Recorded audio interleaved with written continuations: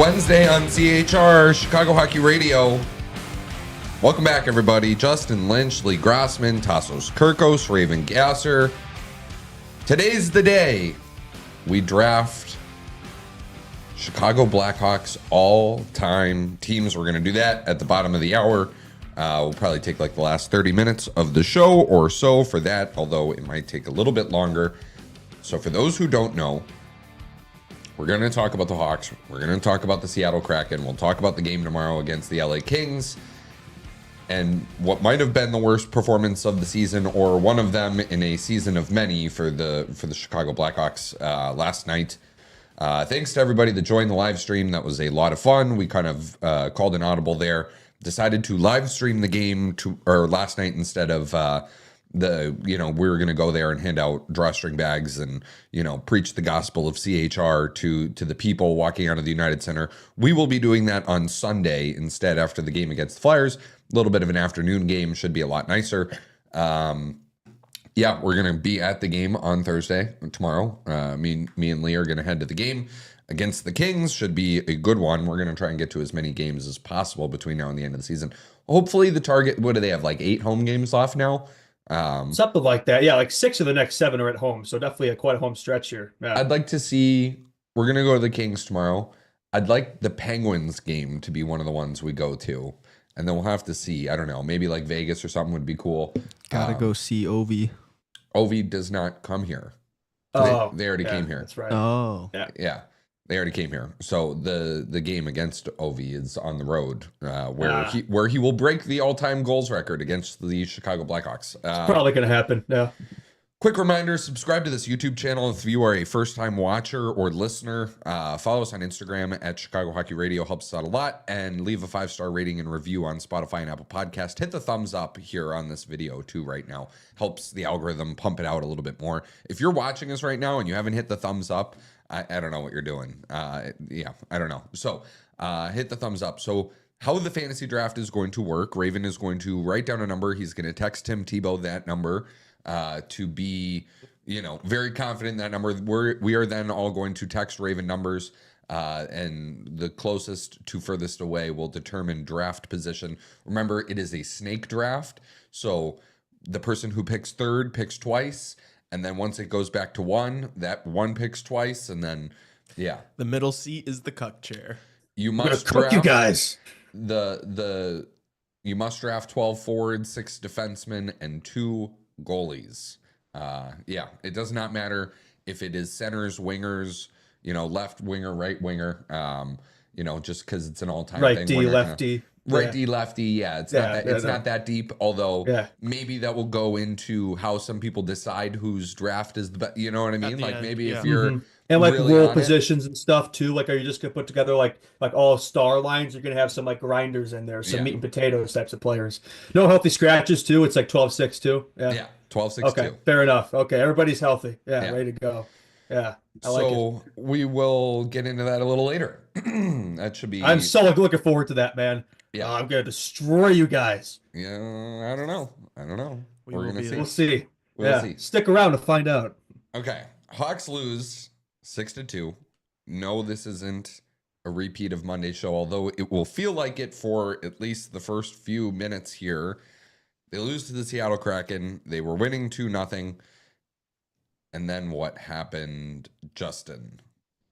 6 unanswered goals happened. Yeah, I mean, actually, it was probably one of the best first periods of the season. Like, the boys were buzzing. Like, the Hawks chats were buzzing. It was like, man, they look fired up. They look ready to go tonight. Clearly pissed off that 4-game losing streak on the road, and back home, it's like, suddenly it looked like the vibes were back. We got a Bedsy Artie Party connection. Bertuzzi breaking his goal. The vibes were there. It was a good start to the game. And then, the Hawks' second period happened, which we know all season's been a terrible period for them. And this one, they let 4 goals, and that kind of put the game away. And the third period was just kind of a sleepy effort. By that point, it was, they kind of packed it in at that point. So, yeah, I mean, it's like we've seen this before, but it's like definitely still probably one of the worst games of the season. Back-to-back 6-2 losses. Sick to my stomach to see that once again. Yeah, I mean, we've seen it before. It's the same thing over and over again with this team. If you watch the post-game show, it was more of a big picture thing. It's like, there's nothing really new here, but definitely not what you want to see. 5 losses in a row now for the squad. Like, you still want to end the season on some positive, get some momentum going in the next season. And right now, it's like I look at the rest of the schedule, 14 games left, and it's like, I don't know, man. It could be, looks like this team is kind of crawling to the finish, and season can't really end soon enough for this team at the moment. Yeah, I think the most frustrating part about the game was how, as Justin said, how good they looked early on. And then after they gave up like the third goal, honestly, it was like the third goal. They just like the body language out there, they just looked so defeated and it never felt like they were going to get back into it. And so that's just like irritating to see when you see the team come out and start so well and be like, oh, this is what we can do to this team if we play accordingly. And yeah, it just the wheels fell off and they looked horrible for the entire second half of that game. And it's a Seattle Kraken too. Like, this isn't some playoff team. Like, this is a team you should be able to beat, and you made them look like cup contenders for like 40 minutes of that game. So, incredibly frustrating. It's been a theme with this team. It's like when they lose momentum, they don't get it back. Like, thought he had a goal there. They're up 3-0. And then the Kraken score immediately after that, and the rest of the game they just completely dominated. It's like, can we try a way to deal with Justin, hold up, brother. Is it us? Is it us or is it him, Raven? It's us. I don't know what's happening, but it's my end. It looks like it's okay. Yeah. Is it Wi-Fi or something? Yeah, the stream super bad. It's a good movie. The stream looks like a Minecraft like world. Okay. So maybe that's too bad. Maybe everybody take off the Wi-Fi here. I'm already off. Maybe hop off on there. All right. Yeah, I don't love it. I mean, I do have some fancy stats here that kind of compare what a first period it was for the Hawks versus the second one. Blackhawks had, and we're not like advanced analytics guys, but I just thought they painted a good picture here. First period, Blackhawks had 59.46% of the shot attempts and 59.09% of the shots on goal at 5-on-5. They were on the wrong side of expected goals at 42.59. That's because not really many high danger chances. Seattle had the edge in high danger chances in the first period, 3-2. So that's kind of where the expected goals thing comes from. Second period, though, Blackhawks had 39.47% of the shot attempts and 31.58% of the shots on goal and 40% of the expected goals. So everything is down. What that means is, especially in the shot attempts and the shots on goal percentages, like you go down 20% of the share of shots in a period, that basically means you're getting peppered. It basically means you come out strong in the first period, you look really good, I wouldn't say dominating possession, but you're getting a majority of the looks, at least. Maybe not high danger ones, obviously, but you're getting a majority of the looks, and then second period you get caved in. Yeah, I think it's a tale of two teams. It's just been so puzzling all season. Yeah. I was just I just like it's two completely different teams, and these guys are going to have to learn how to play consistently, not just through 60 minutes, but like after something bad happens, like after you give up a bad goal that you shouldn't, like that shouldn't completely throw away all momentum that you had. They got to learn to be able to dig deep, and even after a couple goals, like I know that, they scored first twice, and then they gave up 3 in a row. It's like you still have to be able to bounce back. You can't let the game just get away from you just because you gave up a couple in a row. And I feel like all year long, it feels like this team rides momentum so much. It's like if the vibes are good and they're playing well, then they start cooking. And then right when something goes bad, it all comes crashing down. So they need to learn to deal with adversity a lot better than they have. Yeah, a lot of my thoughts are the same. Like, it's been so puzzling all season. They just look like a completely different team every period. Maybe that's a sign of a young team, too. Like, this team is a lot younger than it was in October. But it's like either one scored the first goal pretty often. The record before in the first goal is 14, 17, and 5 this season. They're below 500 when scoring the first goal. That's insane. That's like unprecedented. Like they've scored the first goal more often than they haven't, and yet it doesn't really seem to matter. So that's another thing I've noticed too. This team's been, brutal at blowing leads as well, both the goal leads too, and just aren't able to play consistently 60 minutes. Like we stayed up, it's the new, and maybe that's a sign of an inexperienced, young team that needs to learn how to deal with adversity, like you said. Yeah. Yeah, I don't. The stream, unfortunately, is just. There's a storm brewing, boys, and I think that's what's absolutely destroying us right now. I got to break off Justin because he's frozen. Yeah. Maybe. Yeah, dude, it looks crazy outside. There's like ravens flying around because there's going to be a lot of death soon or something. Do you want to like maybe kick Justin out of the Zoom and see if yeah, kick him out of the Zoom and have him I have him muted, so it's fine. You guys can continue. Oh, okay. Yeah, I mean, I was just gonna say, like, can we hear from the coach, maybe? Put me on the spot.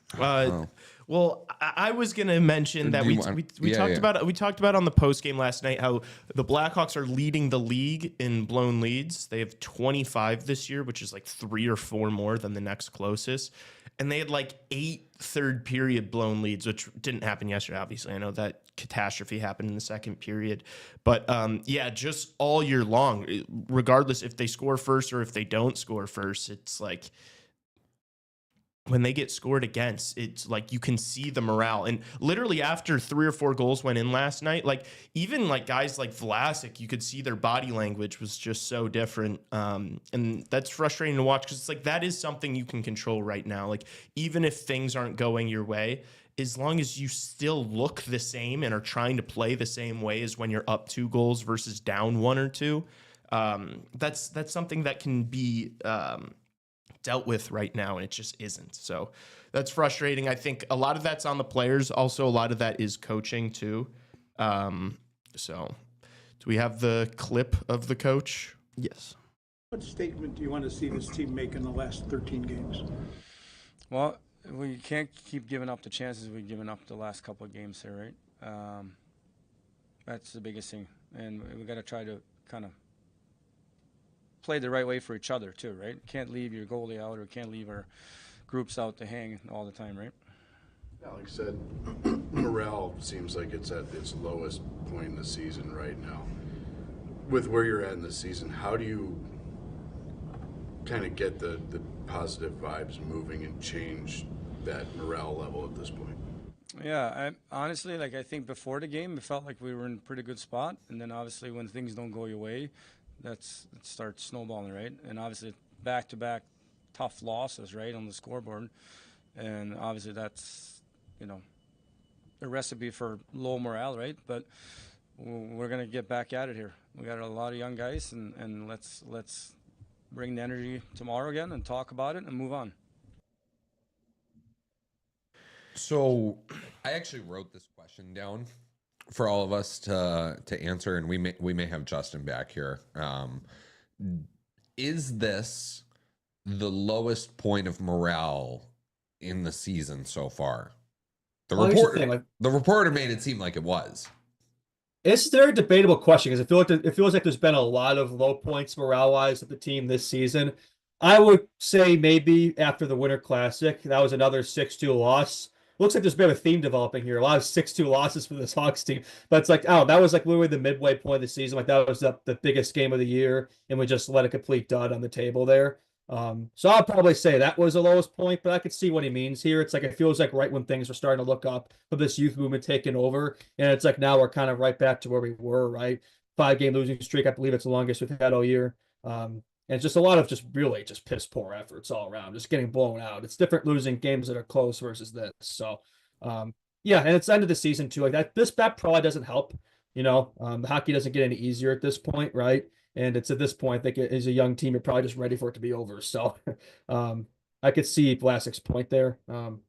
So yeah, I think I could see it, but I would probably argue there are other moments you could look at too that may have been worse. Like, we literally gone through a coach this season, right? Richardson was fired.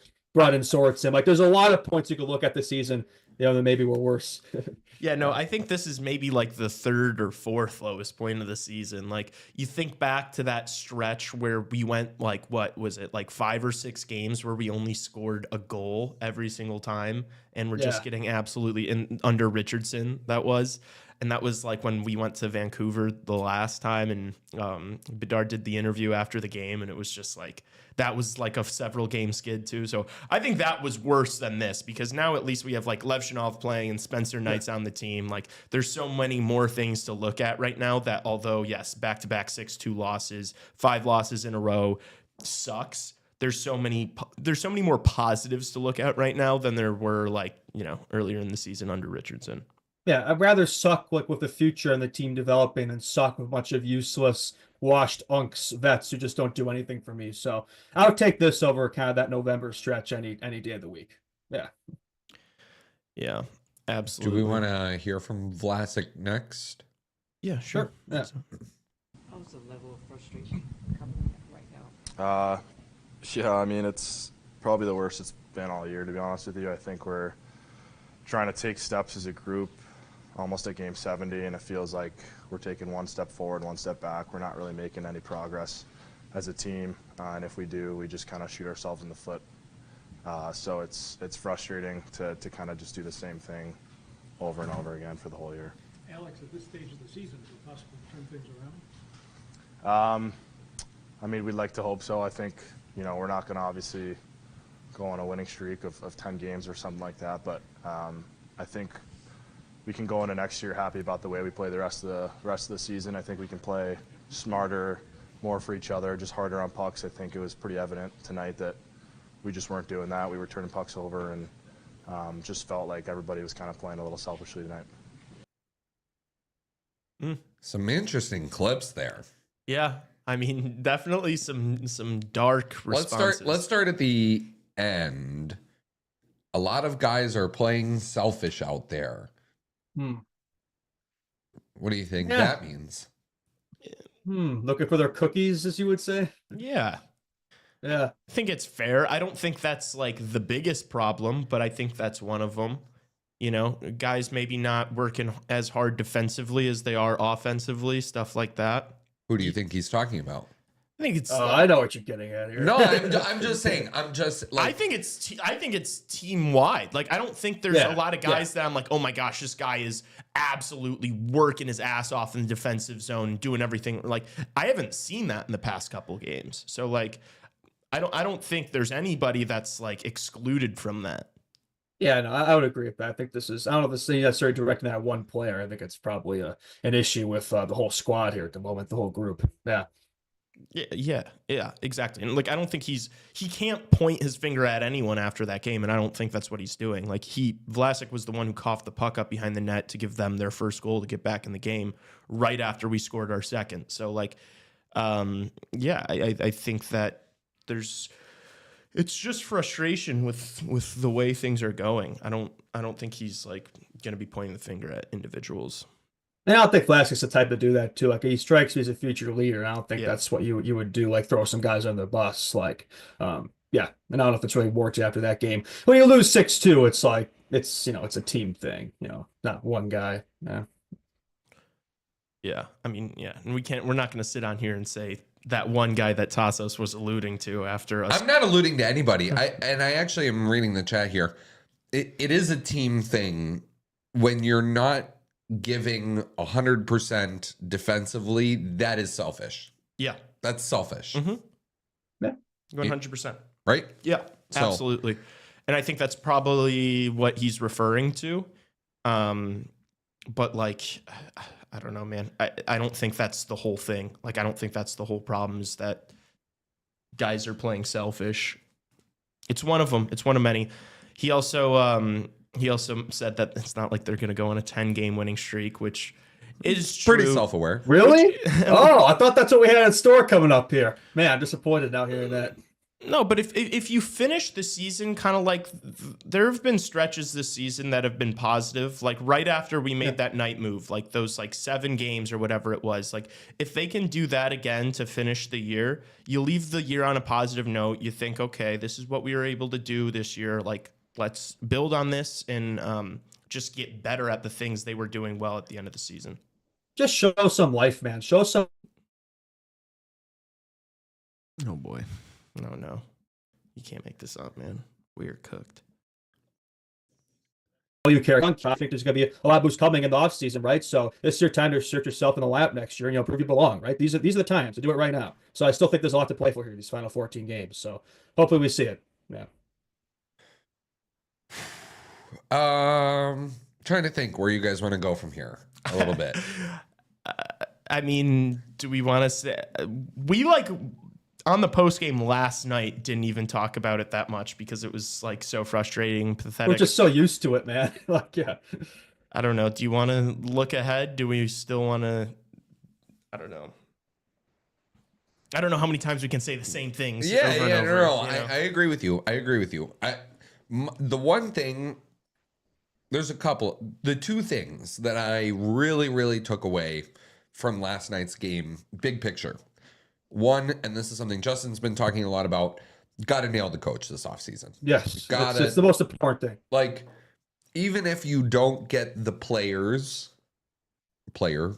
Mitch Marner, that you need to get to inject talent, like that high level of talent that clearly this hockey team needs. The least you can do is nail the coach. The least you can do is get the coach right, because a lot of these structural problems, the lack of buy-in defensively, the softness at times, I don't think is a stretch to say. Like, they're a soft hockey team. Like, they're really, really soft. And a good coach, the bad starts too, like the bad start. 60 minutes. Last night notwithstanding, this Hawks team has been horrific at the start of hockey games. Yeah. Like, they are never, ever ready when the puck drops. A lot of shift those after things, goals. the shift after goals thing, yes.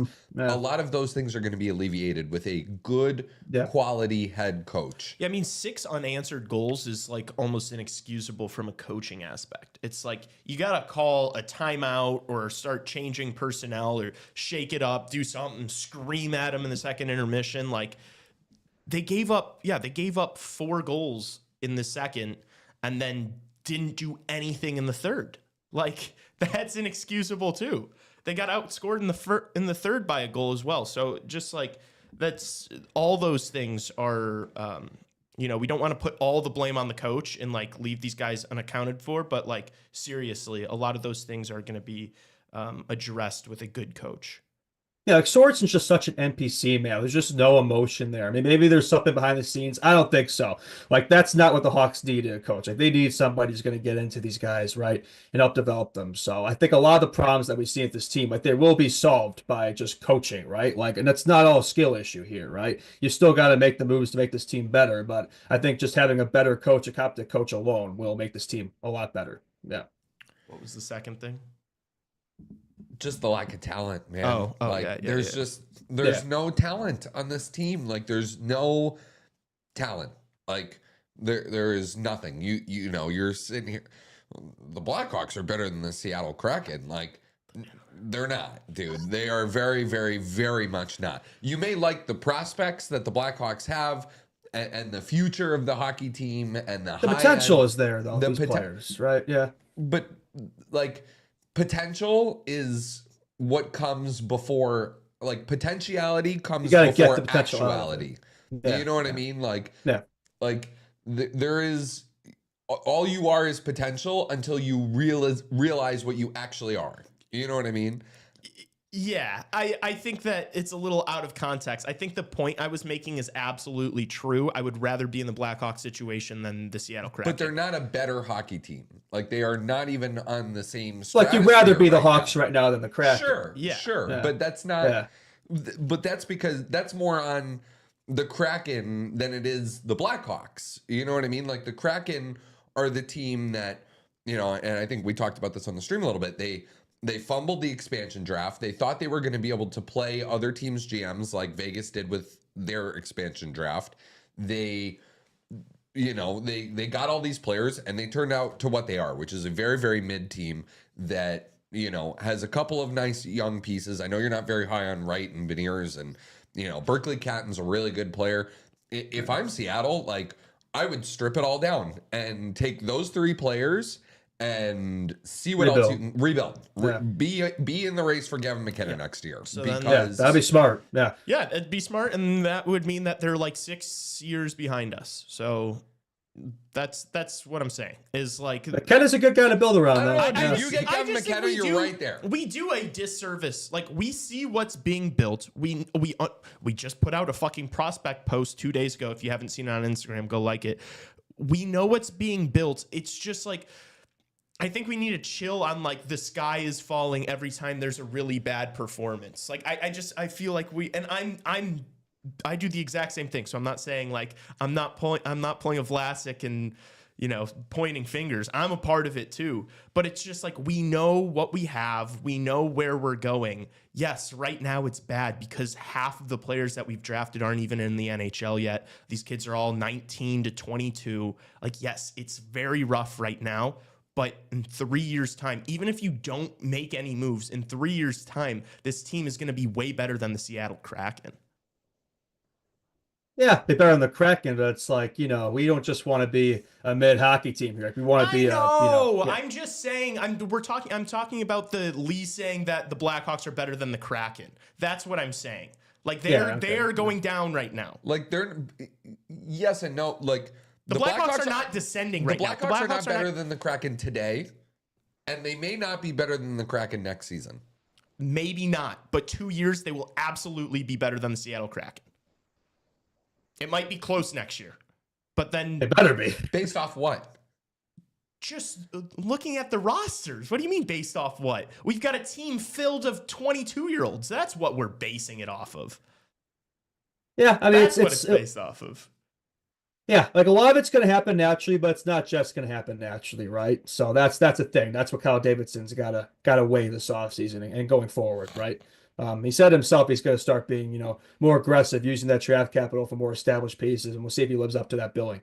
Definitely a big offseason for him, a legacy offseason, for sure. Yeah, that is true.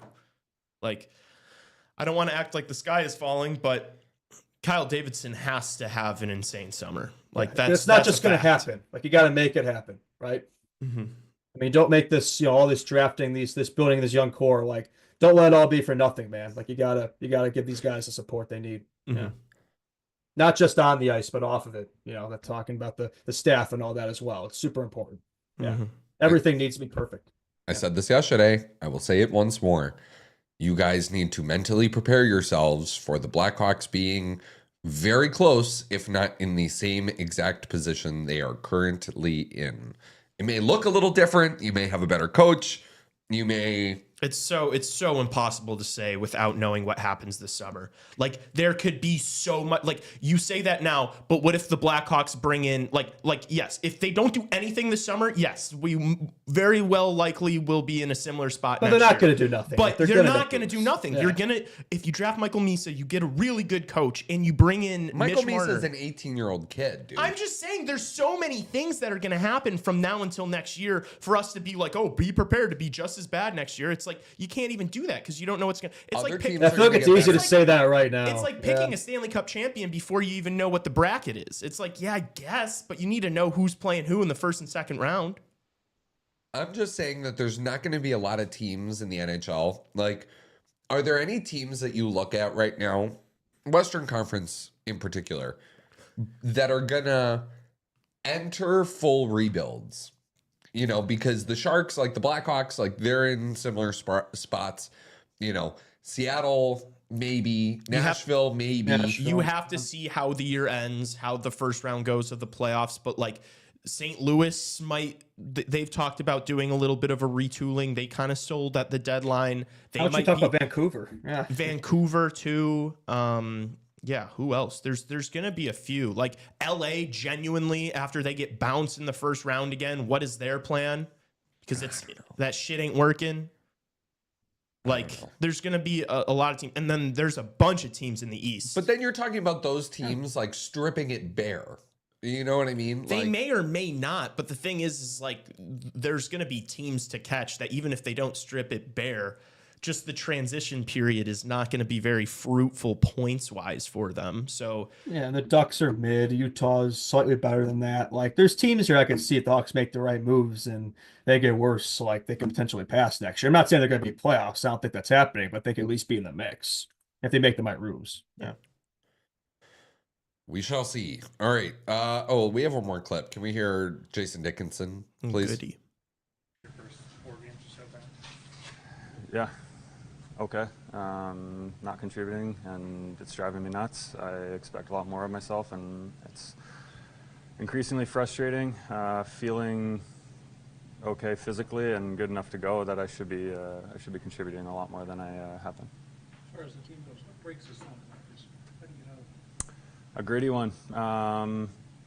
We are not a high-skilled team. We are not a team that can play with a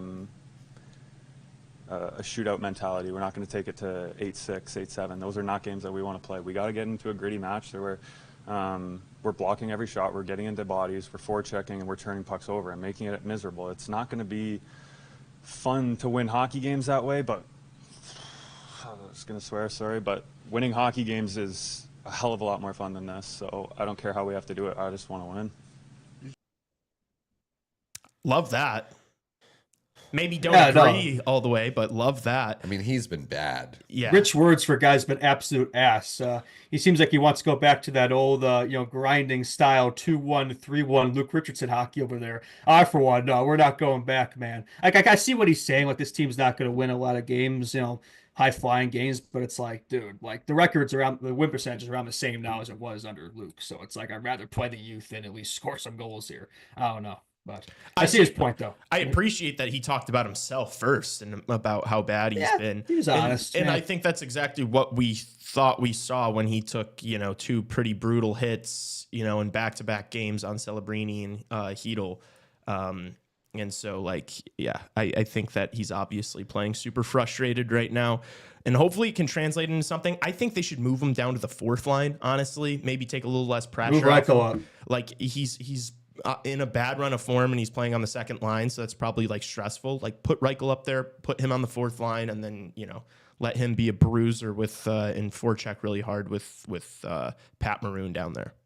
And Tyler Dixon's another guy. Like I talked about, you bring up Bertuzzi. Like, I was looking at what a roster could look like next year, and where does Bertuzzi fit in? I was looking at where the hell does Dickinson fit in here? Just the fall off from last year to this year, it's been stark. Like, if he's on the team next year, he's he better be a 4C. I don't want to see him, being up there in the middle 6, the way he's been. So he could still play well defensively. I get that. I know everybody's gonna be talking about that. Oh, responsible defensive forward. He hasn't done anything. I'm sorry. We're losing 6-2. Yeah, great job. I don't know. Yeah, I agree with you, though. I think him and Foligno should be the 3 and 4C. If those guys are playing the top 6 next year, you're failing. Or both just on the 4th line. There's the shutdown guys or whatever. Yeah. Do that. No. Don't have them. You can't have them playing anywhere near your top 6. No. We're gonna see the same thing over and over again. Yeah. Absolutely. Okay. Before we get to tomorrow, I was going to have a Tyler Bertuzzi discussion on the show today. I, was proved wrong, I guess, but a little bit, but not really. Not really, man. Sucks. You're gonna find your nuggets, your cookies occasionally, right? I mean, I think a goal and an assist performance doesn't change the fact that he's been incredibly disappointing this year. And this is a guy who's supposed to be, top 6, maybe a wingman for Bedard. He's been playing on the 4th line lately because he won 20 games without scoring a goal. So last night doesn't really change any of that. He's been disappointing. Too streaky, man. Way too streaky.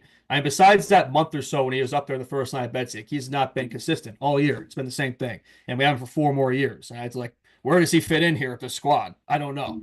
Because he's just, if he's going to be like this, for the next 4, I just don't know what his role is going to be here. Yeah, it's not a promising thing. It doesn't make you feel good knowing that you have to consistently play this guy on the first line to get any sort of production out of him. Yeah, because you can't afford that on a rebuilding team when you want to be slotting in young players up there. and he's just not a bottom six player, right? No. So it's like then he's like you're forced to play him. You don't want to play him a ton because he hasn't been producing, but it's like then he's just kind of wasting a roster spot. It's like for occasional, oh, he had a goal assist. All his goals are like, tip-ins, garbage goals, it's like, and he's not doing it enough. Like if he was putting in 20, 30 of those, it'd be worth it, but he's not. So yeah, I don't know. I do unfortunately think though that you're going to have to keep him in like that second line, third line. Like you're going to have to keep him up there because I think he's just going to rot and be completely useless on the fourth line. Yeah, no, I was looking at here's my top 6 for the Hawks next year. I was working on a roster, and he's the polar bear in Texas here because I got Misa Bedard Marner. Yeah, I know I'm being delusional. Just let me dream, man. And then I got Tavo Nazar Bertuzzi. I'm like Bertuzzi, man. Like he just doesn't. It just sticks out like a sore thumb there. But it's like I'm not going to put him in the bottom 6. You probably need to make another addition there to make that top 6 work. But I don't know, man. He's just been disappointing. Yeah, we'll see. Hopefully, maybe next year, like once the team starts winning a little bit more, you'll be able to find a spot for him. But I completely agree with you. Like the way things look right now and where next year's trending, it's like, what do you have this guy do? Yeah, I just think the middle 6 guy, like third line. I don't know. But it's like we've had that third line's been cooking, right? We've had the Donato Mikheyev. I know we broke them up recently, but it's like then he kind of screws with that. So I don't know. Yeah.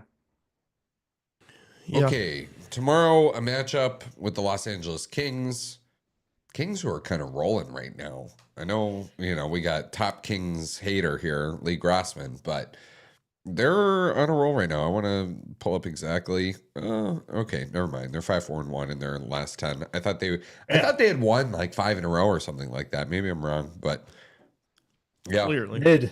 Yeah, well, you know what? If there's a good thing here, the last time the Hawks played the Kings at the UC was that 5-1 win, Spencer Knight's first win at Hawks Uni. So maybe this will be the game that gets us out of this little rut here. Well, we'll see if they still go with Knight at that 6-goal performance, but Soda led in 6 too. So actually be curious to see who they go with on Thursday. But I was actually looking at the Hawks will be mathematically eliminated from the playoffs and they lose against the Kings on Thursday. So maybe there's a little bit of extra motivation there.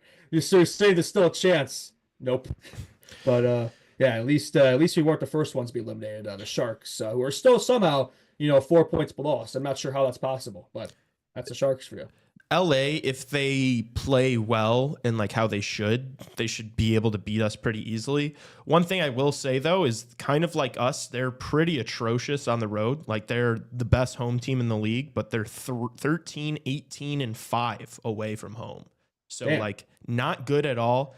And so I guess maybe that's something you lean on and hope maybe they just don't show up and are not the home LA Kings, and maybe you have a chance tomorrow.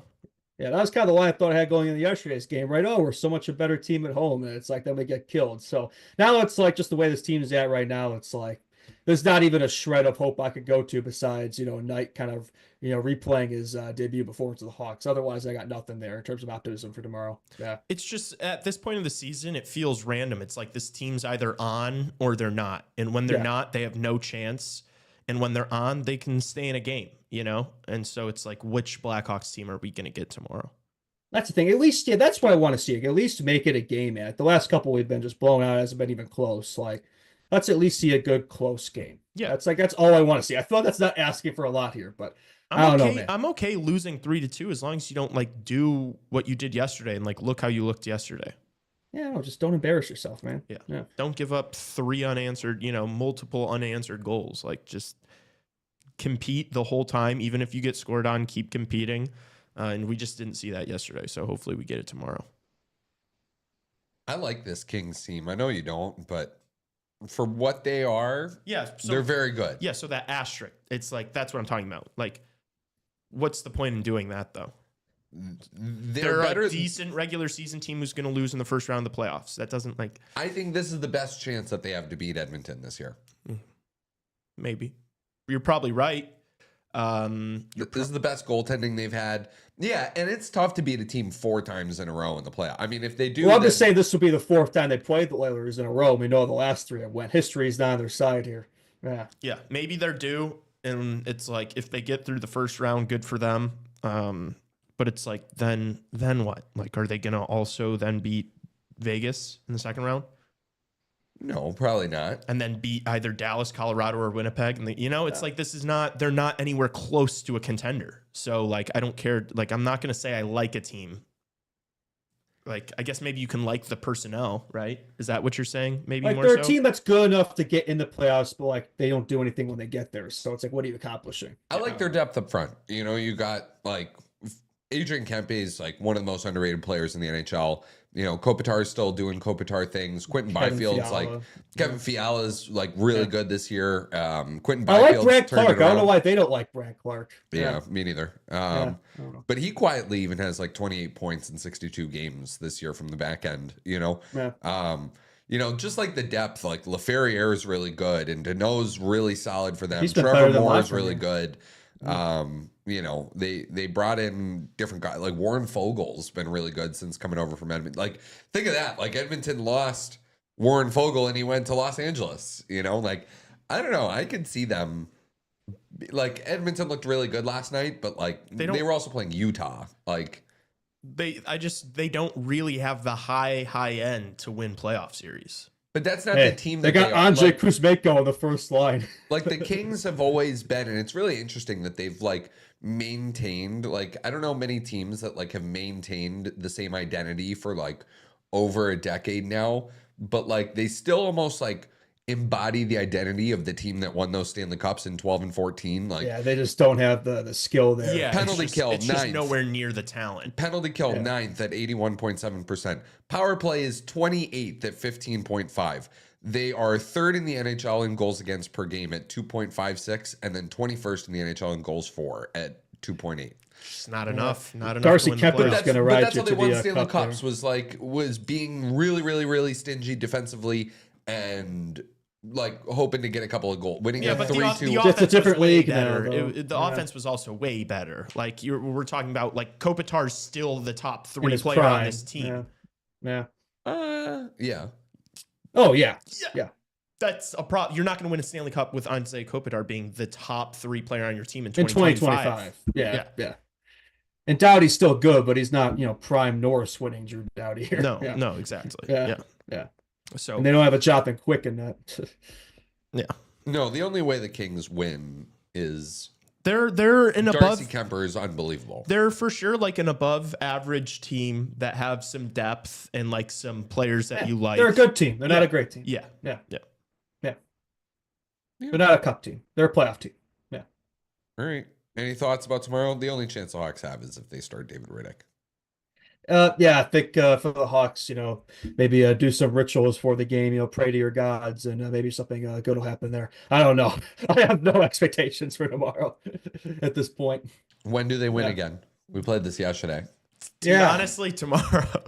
I hate to be that guy, but You really think it's good tomorrow? every time you think this team has no shot in a game, that's the one that they sneak by and somehow win. Yeah, because if they don't win tomorrow, I don't know when the next win's going to come. Every time they play the Blues this season, we know what happens. That's a Saturday game, and the Sunday game's the afternoon one. Actually, no, maybe that's Sunday one, afternoon at the UC, Bedard versus Michkov 2.0. Well, actually, no, when probably not, because we know what happens when Bedard plays a guy that we hype up a lot next to him, so he'll probably lose that one as well. Yeah, and then they play the Devils, the Golden Knights, and then Utah. So then the Avalanche Capitals, maybe the Penguins April 6th. I don't know. Who knows, man?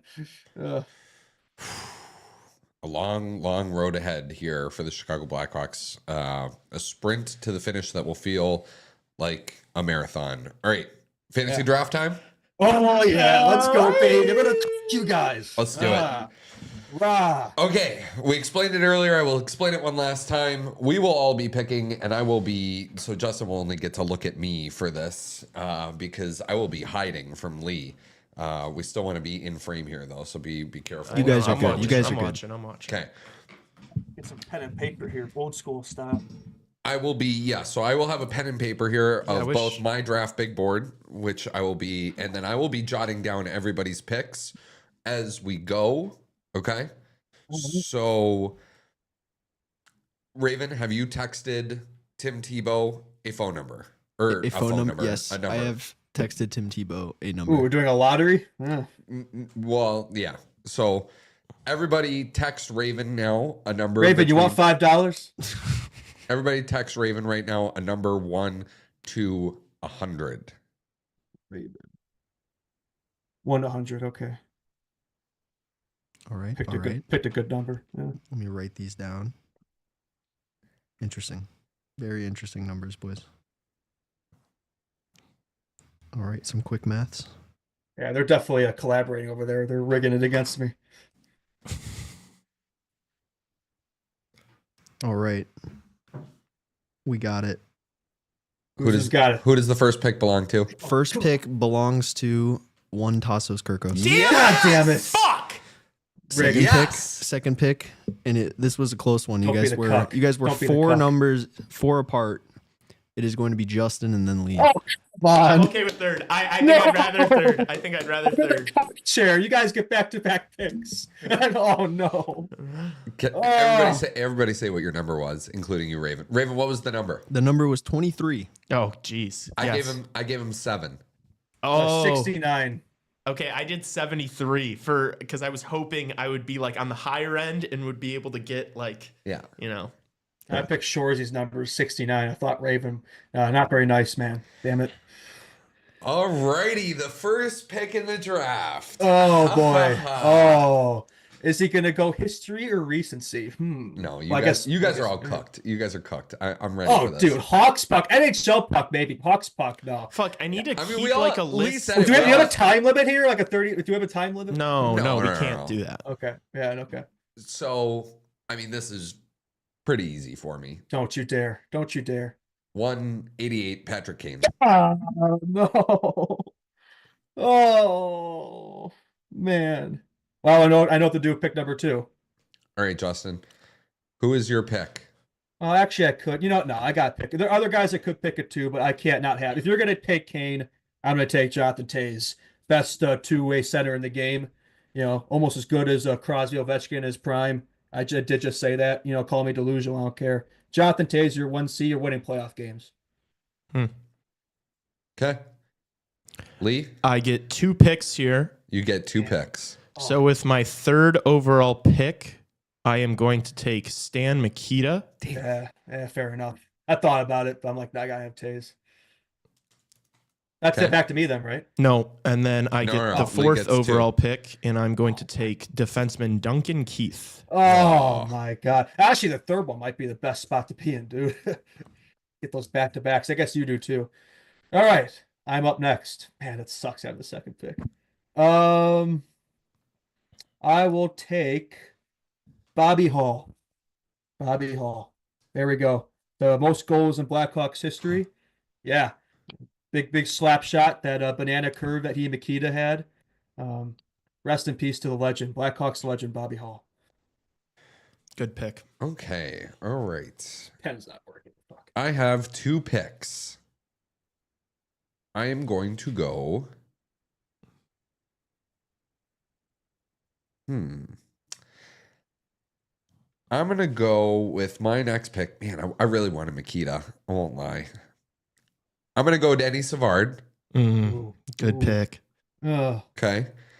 And then with my next pick, I am going to take.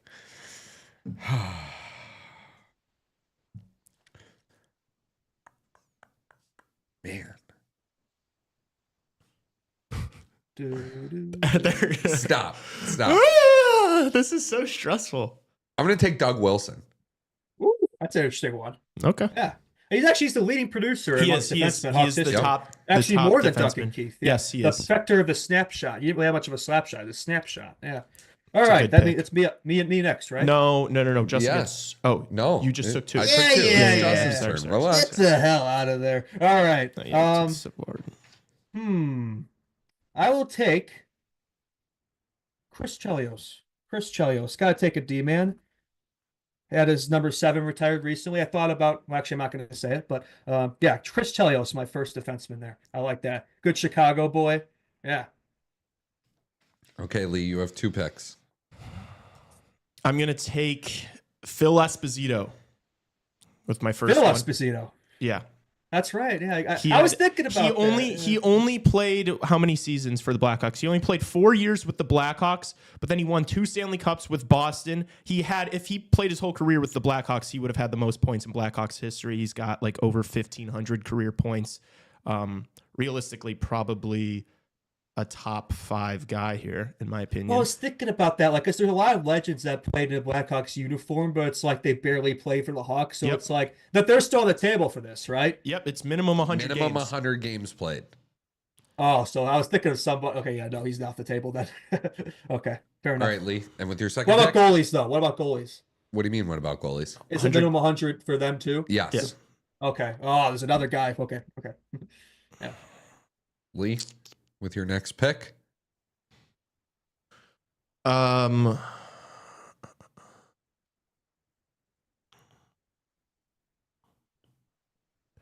Dennis Savard is off the table. Yes. Chelios is off the table. Yep. Correct. Doug Wilson's off. Okay. I am going to take Brent Seabrook. I thought about taking him. I was between him and Chelios. I knew you were going to take him next. Ugh. I was between fair him enough. and Doug So Wilson. you got Keith and Seabrook? I got Keith and Seabrook and Stan Mikita and Phil Esposito. How do you do? Oh, God. Damn. Oh. All right. All right, Justin, you're up. Oh, it's me next. Okay. We haven't picked any goalies yet, have we? No. Ooh. Okay. Well, you picked Phil Esposito. I'm going to take Tony Esposito. Thank you very much.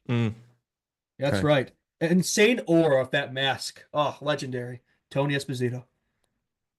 Okay. Tony Esposito. All right, now I have 2 picks. I am going to take Jeremy Roenick. Okay. And then I am going to take... Sorry, I'm trying to keep track of everybody's picks while we do this. Yeah, and you start doing that. Tony Esposito, you took Tony Esposito. I took Jeremy Roenick, and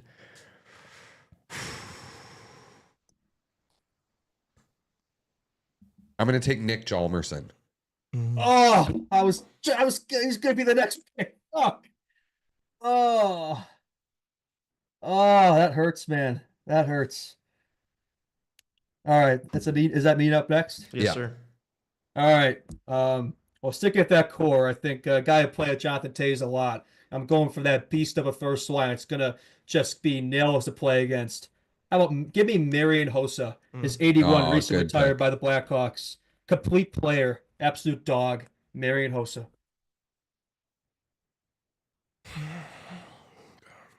All right, I've Lee. got 2 picks here.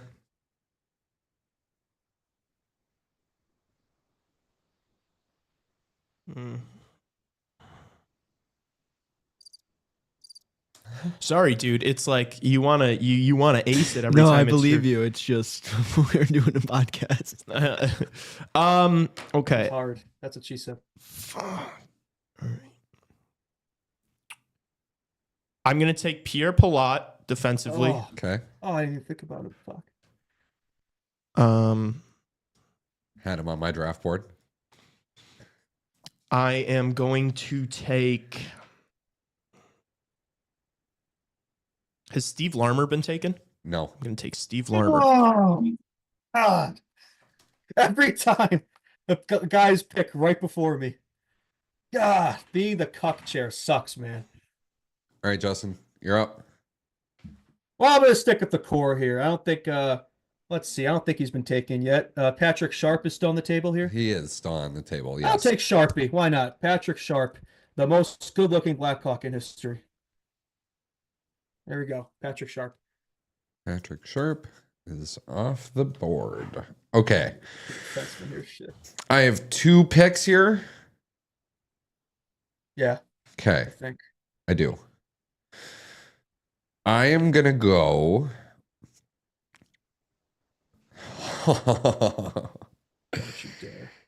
I'm going to go Ed Belfour and Corey Crawford. Oh, what a tandem. You nasty dog. What a tandem. Ed Belfour and Corey Crawford are my 2 picks. Fuck. All right. So Belfour, Esposito, and Crawford are all off the table. Yep. There's one left there. I'm not going to spoil it, but well, actually, you know what? Should I just screw? I got the next pick, right? You do have the next pick, you asshole. Well, Lee's got a really good team here. He's been fucking me over, so I'm going to fuck him over. Glenn Hall. Tony Esposito, Glenn Hall. Fuck it. Sorry, Good luck in net, buddy. Dude, I'm going to have like Jocelyn Tebow and fucking... Scott. Hey. I know. We're going to be like Team Canada on the Four Nations. I'm in a like great spot now because I know, my goaltending is going to be the weakest, but I don't have to pick them till the very fucking end. So, okay, 2 picks here. Lee, 2 picks.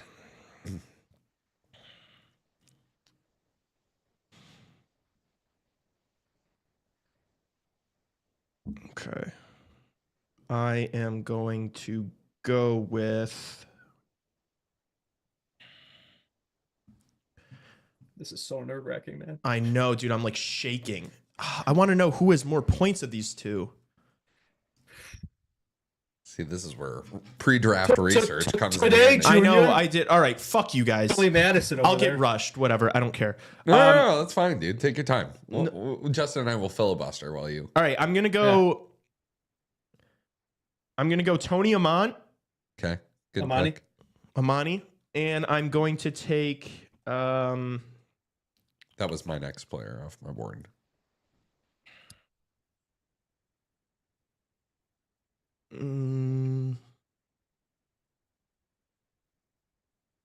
Must be nice having 2 picks in a row. Yeah, it's really nice. It is kind of nice. That's great. Make sure we preface that in the post.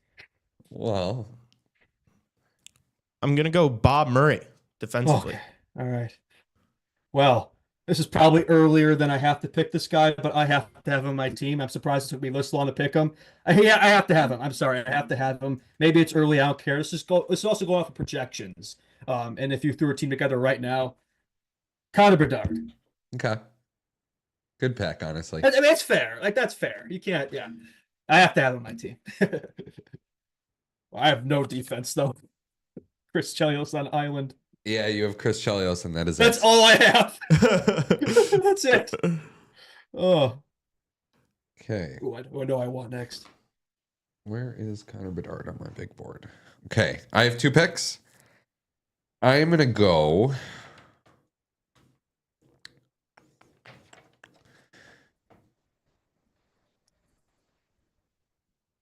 Who did you take with your last pick? Bob Murray? Okay.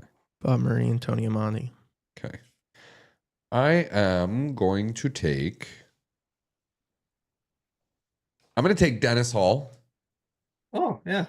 Okay. Bobby Hall's brother. Yeah, the third best Hall. Yeah. I'm going to take Dennis Hall. What forwards do you have, Tassos?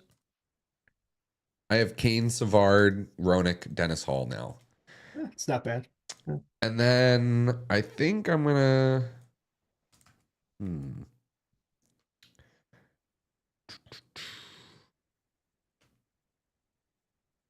Do I go defense here? And then what goalies do you have? You have... It doesn't settle down. Dude, we'll get to this after, man. Yeah, We're post-breaking this stuff. Yeah. God damn, I'm just trying to keep a note. Fuck, man.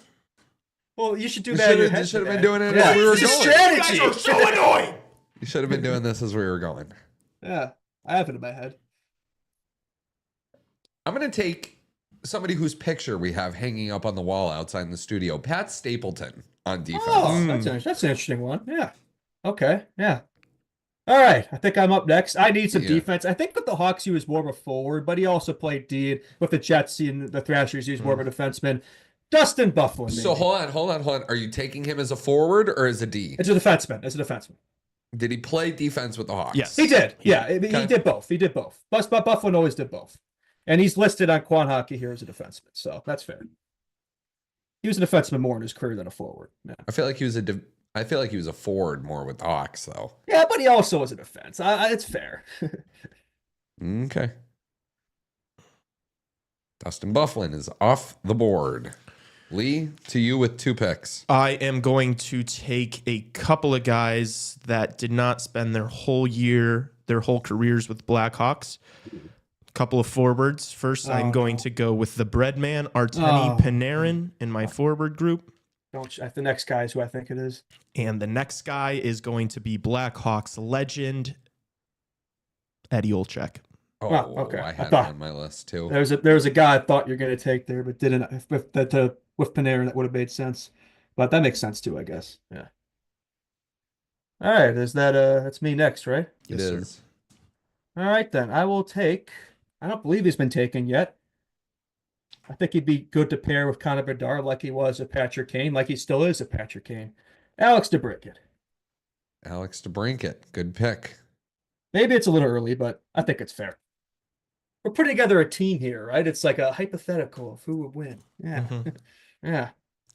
Alex Plus recency DeBrincat. bias. Like if people are going to pick who wins, they're going to look at recency. They're not going to care about the 30s, 40s, 50s guys. Yeah. We will see. Yeah, we'll see. So this is where it gets a little interesting for me. I've got 2 picks here. I'm going to go.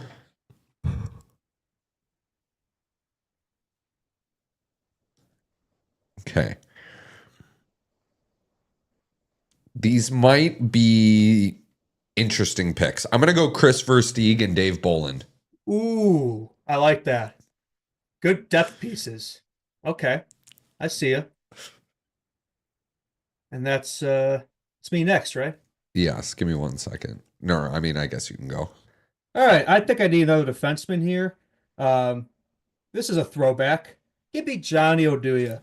Oh, that's a good pick. I didn't even have him on my board. Everybody always gave Nicholas Chalmers all the credit. And don't be wrong, Nicholas Chalmerson's great. But who was the guy who was always paired with Nicholas Chalmerson? Johnny Oduya, that second pair. Yeah, Keith Seabrook, Chalmerson, Oduya. Oduya, probably the most underrated piece.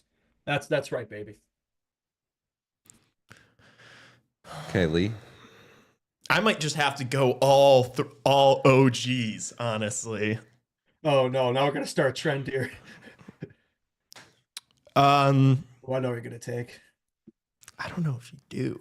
I think I know. He's not been taken yet. I've got 2 picks. I am gonna go with Bill Hay. Oh, CHR legend. Yeah, Stanley Cup winner. He's like the second line center. And I'm gonna go with Doug Bentley. Oh, actually, I thought I had you down there, but I didn't. Yeah, fair enough. All right. Oh, we need some meat and potatoes players of this team here. We need some grinders, right? We need some guys who are gonna piss you off. We need some rats. Give me Andrew Shaw. Good pick. Yeah, screw it. I'm just going with all the OGs here. No, you're going with the young guys, You're going not the OGs. Yeah, what? I mean, like OGs for us, for like we watched anyway, whatever. I see what you're saying. Yeah, you know what I mean. Yeah. That's because I have 2 picks. Okay. Mm-hmm.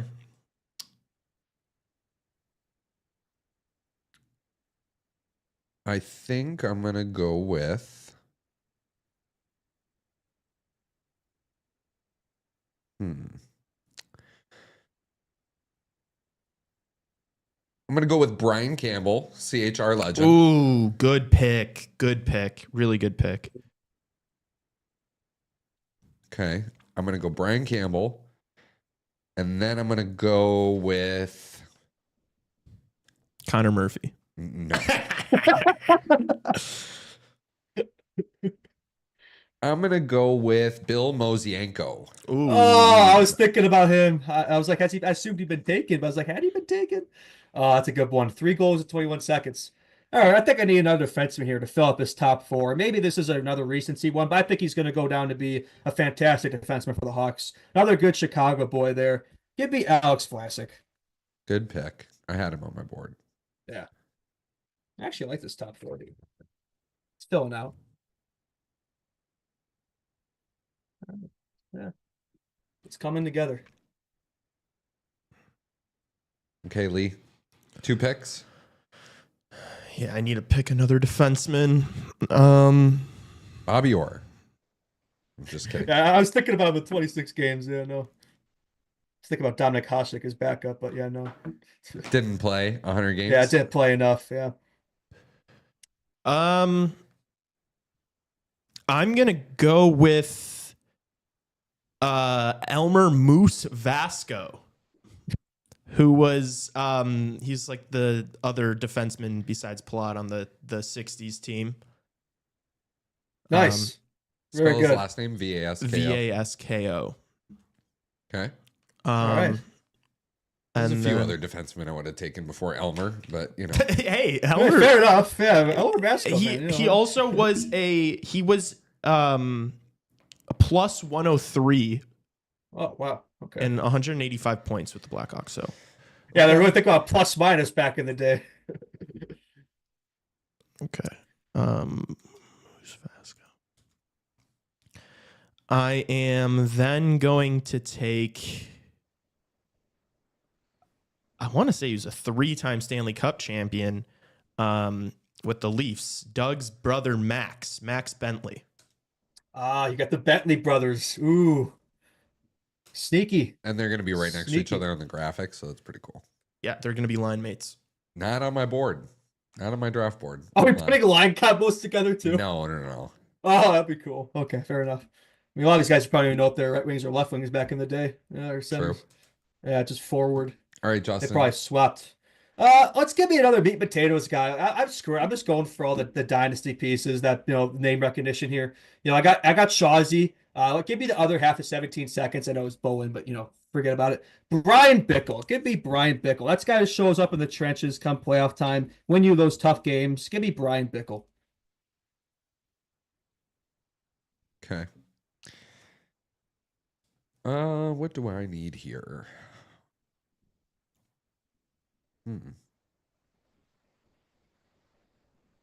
I need quite a bit.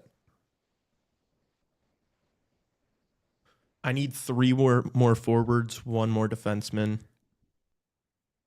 So I think I need 6 more. I need 6 more players. Okay. I need 4 more forwards and 2 more defensemen. I'm definitely going for like that top 6, bottom 6 divide with my team here. Yeah. Okay. I'm going to go.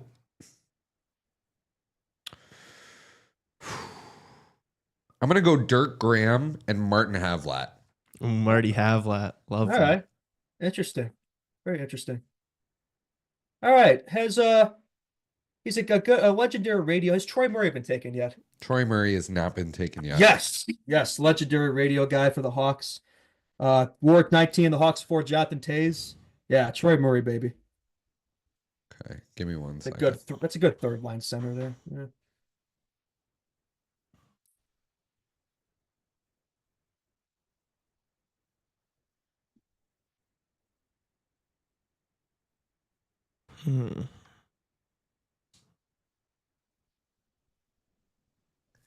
It's my turn? Yeah.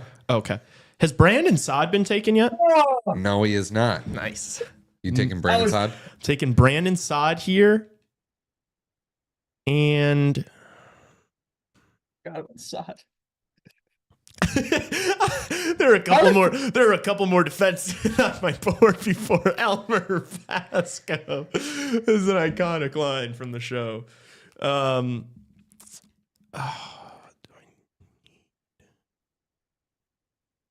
right, I'm just gonna take another forward. I am going to take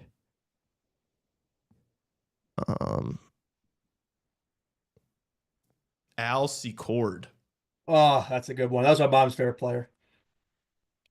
Shout out Mrs. Lynch. All right. I will go with 2000s Blackhawks legend during the dark days. My best friend was named after this player. Give me Eric Daze. He was on my list. Eric Daze, baby. Those were some tough times. You think now is tough as a Blackhawks fan? Go back to the pre-King Tays era. I guarantee you it was a hell of a lot worse than this. There was no Connor Bedard's on those teams. Okay. I have 2 picks. I'm going to go I'm going to go Gary Suter. Ooh. And I'm going to go with... Bernie Nichols. You know that guy had a 150-point season with Wayne Gretzky? Isn't that crazy? Scored 70 goals. Most random 70-goal, 150-point season probably in the history of the game. Oh, you picked 2 guys there, right? Yeah, I did. I don't believe he's been taking it. His number's actually retired by the Hawks. I think it's one of those 2-for-1 deals. I think it's with Pierre Pilote. Could be wrong. I don't think he's been taken. Give me Keith Magnuson. Yeah. On defense. Yeah. Good third pair guy. Yeah. Good grinder. Tough guy. Yeah. Has Keith Brown been taken? No. I'm going to take Keith Brown on defense. Hold on. Oh, now I got to hold on so that you can write my shit down. Okay. I'm making the Instagram post. What are you doing? Hey, I mean, we can. I'm writing down all my own shit. I can just send it over to you. I got you. Oh, so I can do it later? Yeah, you know? for sure. Yeah, for sure, dude. While you're off, eating Chipotle. Probably Potbelly, but yeah. Okay. Who? Okay. So I still have Brown. Keith Brown. I still have one more pick. I think that was all my all defense. Your defense. That is all your defense. Yeah, nice. Oh my gosh, I'm disgusting. Best defensive core here. Sorry, boys. I've got to take a forward.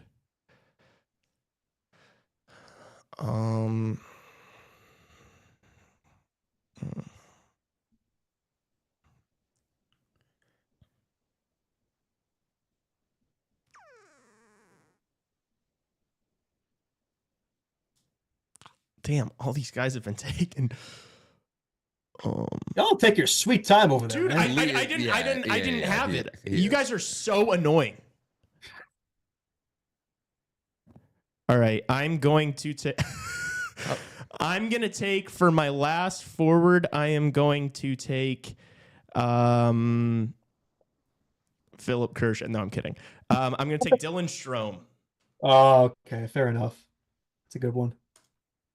All right, Fourth I'm line. gonna go. Dylan Strome. I'm gonna go for another, legendary bottom 6, 4-flying Blackhawks legend here on those Cup teams. Great defensive forward, still playing, by the way. I think there's an interview with him recently with Scott Powers. He's playing in the Swedish leagues right now. Give me Marcus Kruger on my list. Yes, sir. You're gonna wince at Dylan Strome, but then be like, great. How many Stanley Cups did Dylan Strome Marcus win? Kruger played his role. I got clear defined roles with this team, man. I could see it. Yeah. Okay, just give me a second here. This is like a USA. As I said, it's probably like a USA World Cup of Hockey team where it's like, oh yeah, I have all these star guys. I'm gonna go with all like the role guys. Marcus Kruger off the board.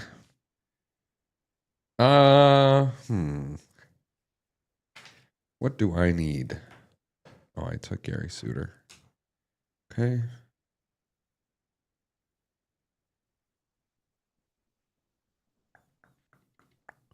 Whoa, you guys take so long. Oh my gosh, I'm multitasking. I've definitely been the fastest guy here, I will say.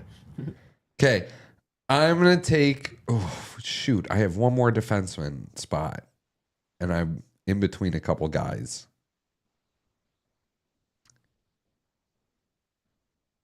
Give me Michael Roosevelt. Coach Q's favorite defenseman. Give me Michael Roosevelt and give me Michael Nylander. Give me 2 Michaels. Michael Nylander. There you go. Thought you were going to say Alex Nylander. I'm just kidding. No. Has Pitt Martin been taken? Pitt Martin has not been taken. No, Pitt Martin is He's not. the 8th all-time producer. Yeah, give me Pitt Martin. How the hell has he not been taken? the other piece in the Phil Esposito trade, that didn't really work out for us. All right. And those are all of your forwards, Justin. That's right. I have one defenseman left. I know who I want. Pitt Martin. He's going to be taken now, isn't he? This forward. All right, Lee, you're up.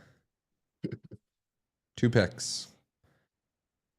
I got to go both goalies here. Yeah. This is your last 2 picks here. Here we go. You need 2 goalies.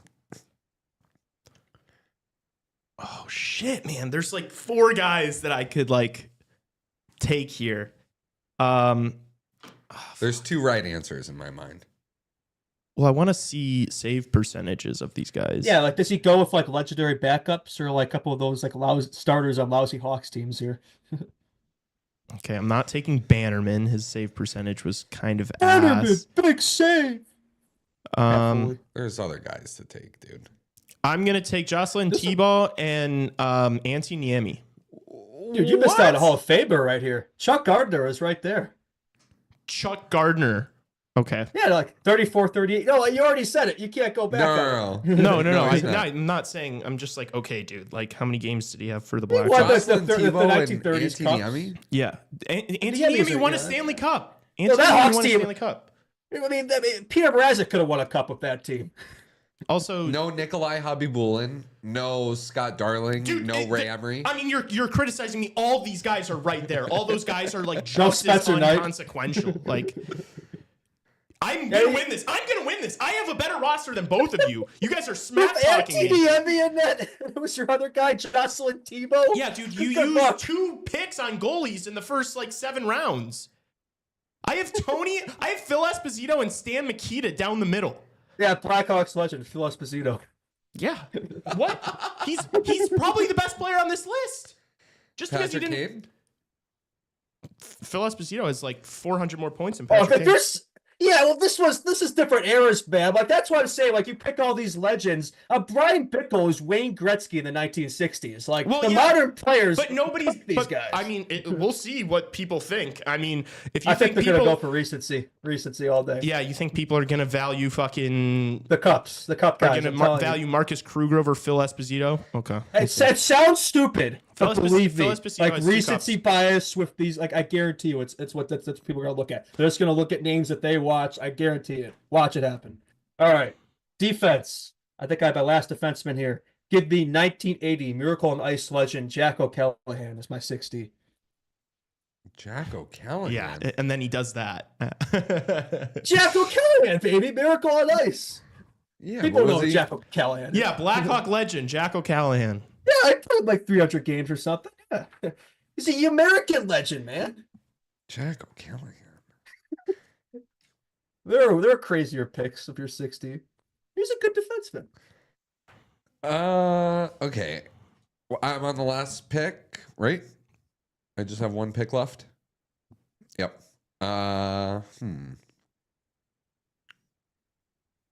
Let's see. Who do I go with? Do I go with an old guy?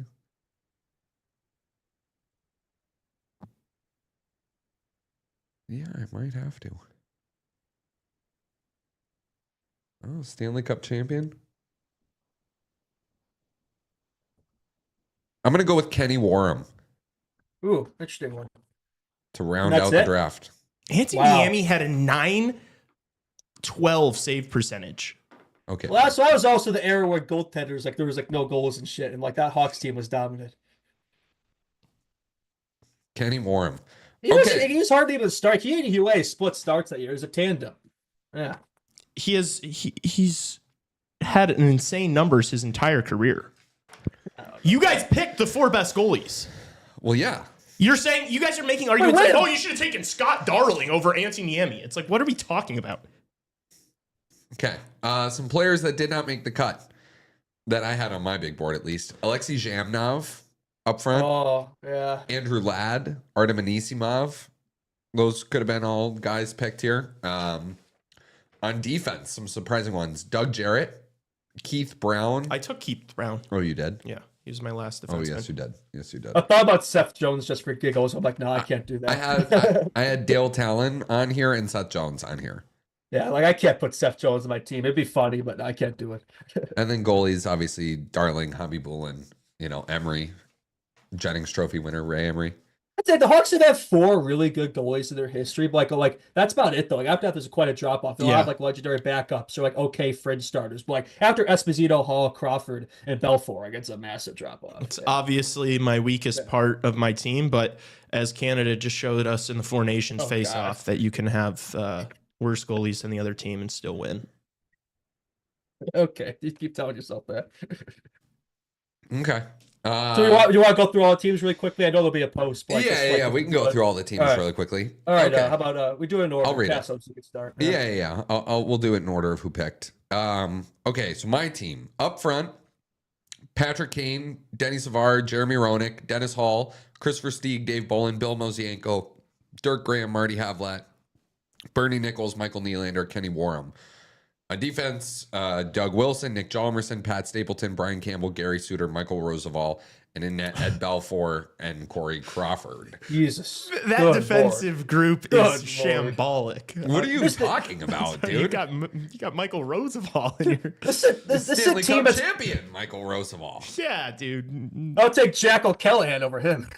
Moose Vasco has more points and also a Stanley Cup. Okay, Moose. Look, this team has been around for 100 years. Like all of these teams are going to be stacked. Let's be real. We can make arguments, but they're all stacked. Yeah. All right, my team. Okay, Justin's team.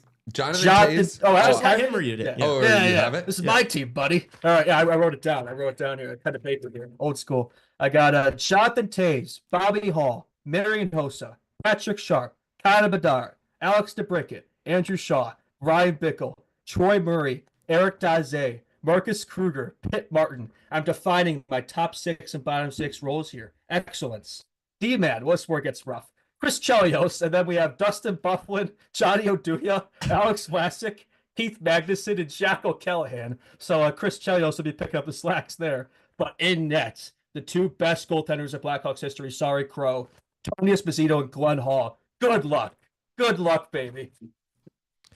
All right. You're not scoring on that. In my team. Do you have it? Yes, I do. My forwards: Stan Mikita, Phil Esposito, Steve Larmer, Tony Amani, Artemi Panarin, Eddie Olczyk, Bill Hay, Doug Bentley, Max Bentley, Brandon Saad, Elsie Cord, Dylan Strome. Defensively, this is where I just murder everyone. Duncan Keith, Brent Seabrook, Pierre Palat, Bob Murray, Moose Vasco, Keith Brown. Goaltending, obviously, my biggest deficiency. Anthony Niemi and Jocelyn Thibault. Your top 3 defense is fantastic, but the bottom 3. What? Pierre Palat is like one of the best Blackhawks defensemen ever. Yeah, that's top 3. I'm saying, Keith, Seabrook, Palat, and then there's a drop-off. Bob Murray. Yeah, whatever. I don't know. 1,000 games. But, Keith Brown, top 10 points. Yeah, cool. Yeah, great. I don't know. Yeah. All right.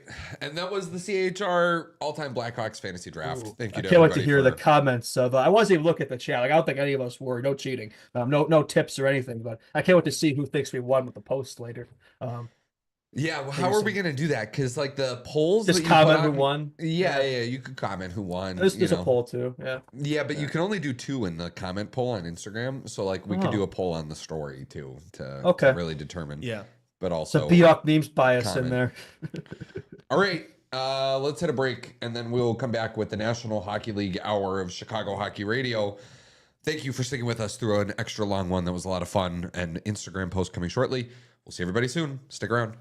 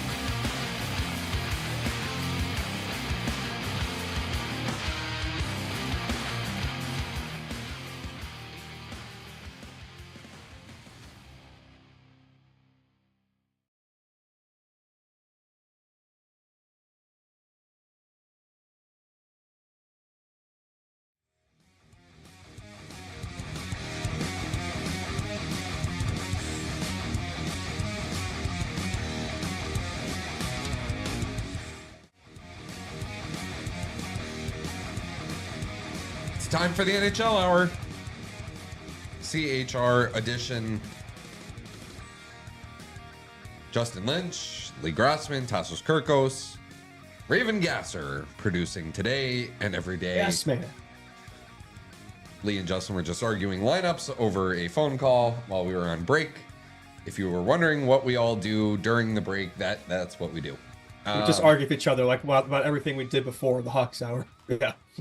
NHL Hour edition of the program. Thank you all for sticking with us and sticking around. That fantasy draft was a lot of fun. Where do we begin? News today that the 25-26 NHL regular season will begin on October 7th. Wonder what the Hawks will play. Well, if they'll be playing that day. But yeah, we got that date set in stone there. Hopefully it will be a better season for the Blackhawks than what we have experienced this year. Should we talk about the lines that came out while we were doing that? Yeah, we can.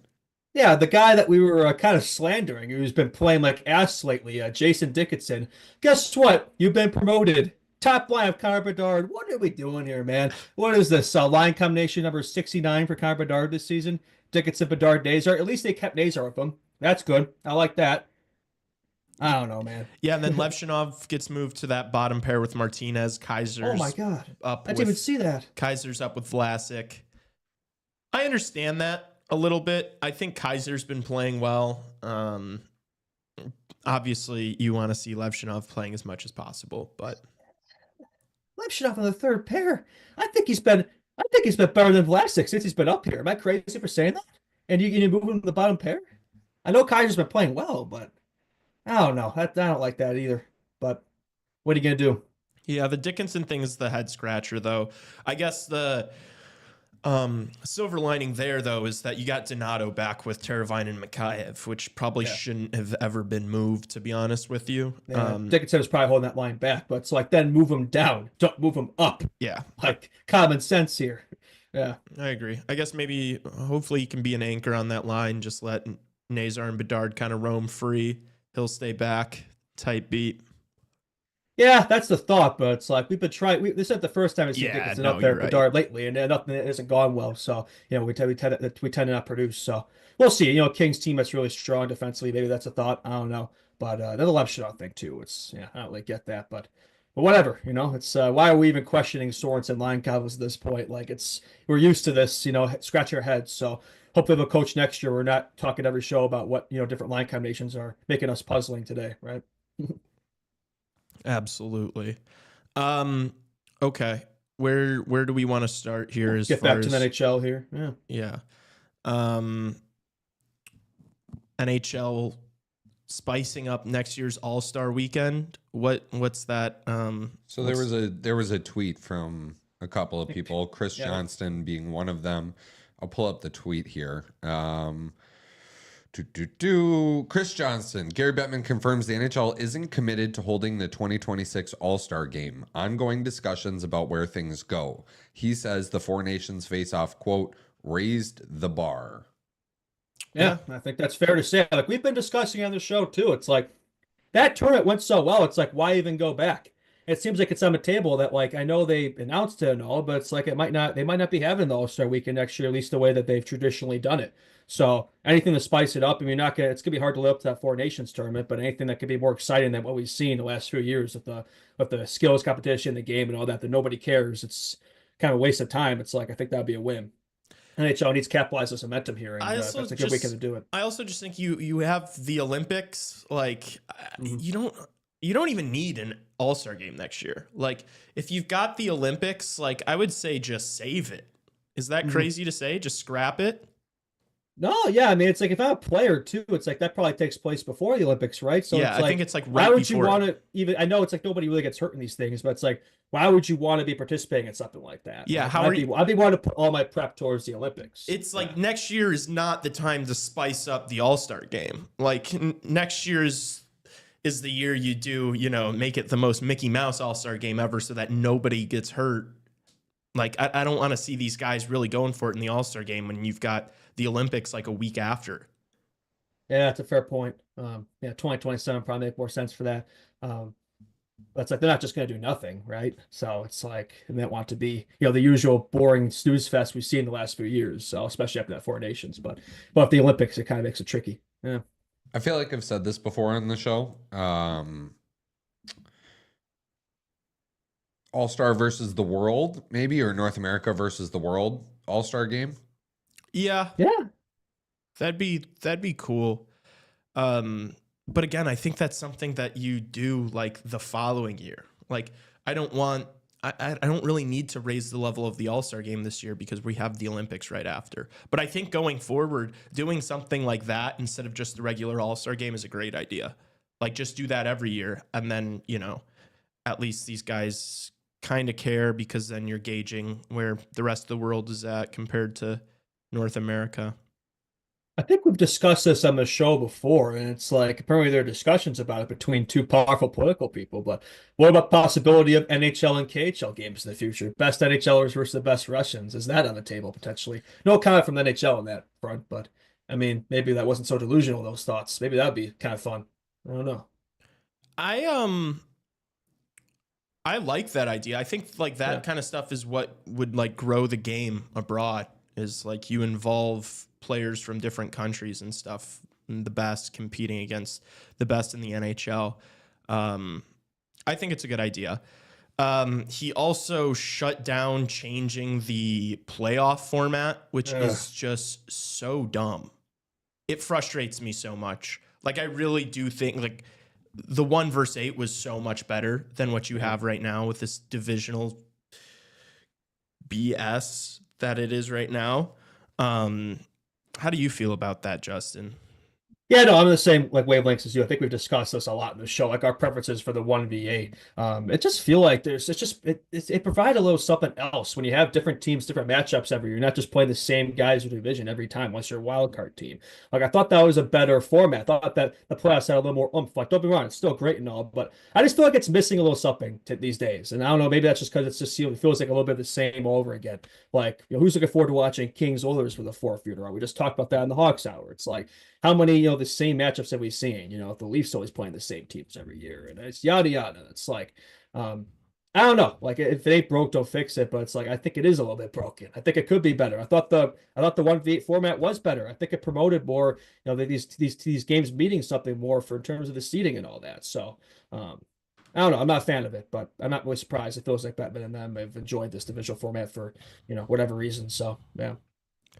Yeah, I'm just like looking at what the playoffs would look like this year with the 1 versus 8.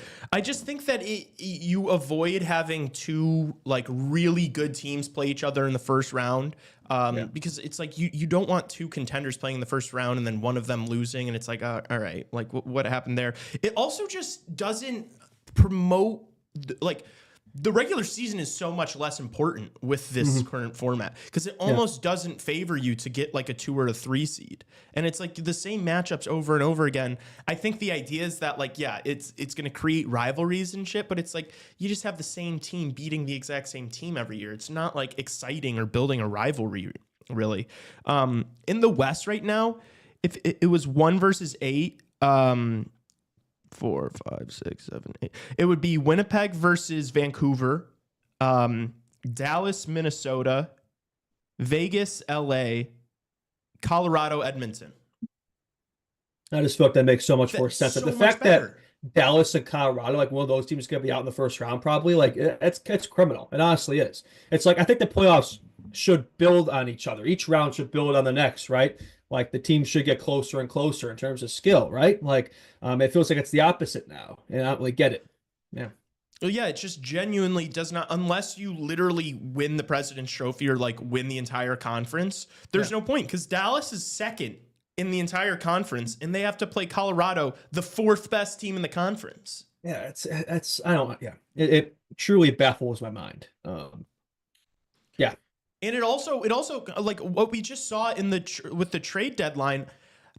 I feel like it affects that too, because then you don't really have to compete as much with the entire league or like the entire conference. It's your division. It's just your division. So if like there aren't teams making a whole lot of moves in your division, you don't have to, because you're not going to play any of those teams until like the Western Conference or the Eastern Conference Finals. And we saw that with the moves made at the trade deadline, right? Like the Central and Atlantic teams are kind of all loading up, right? Because it meant something for them. Whereas like the Pacific and Metro teams were kind of asleep. Their GMs were taking a nice afternoon snooze during the deadline. So it's like the conference format, everybody would have to be on their toes during the trade deadline. There's no room for error there. So yeah, it just feels like it tweaks the entire game, because then like just so many things matter less, and that's and it shouldn't be the case. Like you should want to finish as high as possible regardless of where you're at, like even if you're not fighting for that top spot, just to avoid playing certain teams, Yeah, I feel like it almost promotes, like we talk about tanking for the draft lottery all the time, but I feel like this almost promotes tanking within your division. It's like, so you don't have to, like if you don't have to face the same team every time, you're going to lose. So,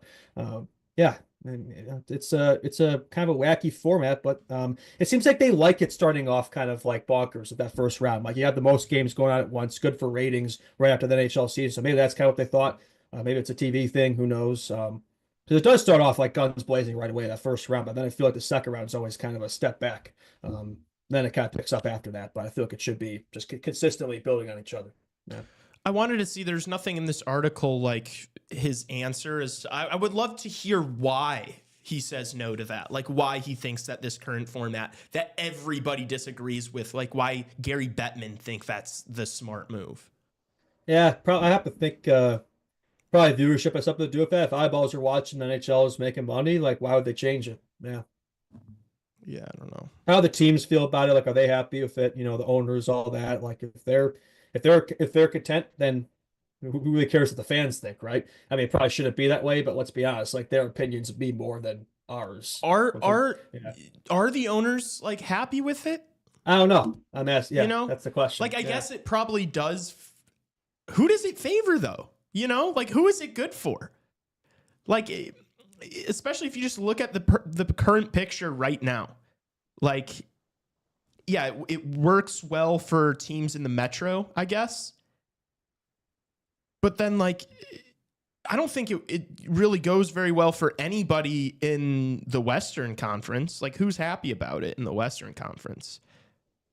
Like, none of those teams, Mm-hmm. So, yeah, I don't know. That's interesting. I would love to like hear more information as to like, yeah, do GMs and owners like this current setup more, and why? Like, if all the fans of the sport want one thing, but then the owners and the people running the league want something else, like, kind of sucks that they get their way. Yeah, no, ditto.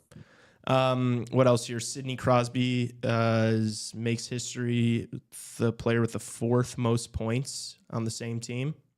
Yeah, 1,670 now. I believe the record is 1,801. I think that's Gordie Howe of the Red Wings, I believe.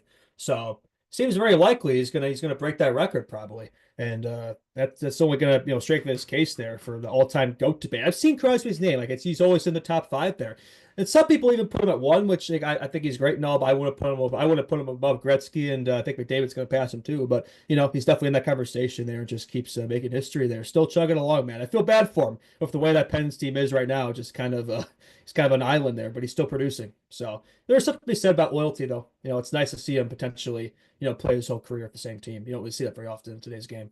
Yeah. Where do you put Crosby all time, in your opinion, Justin?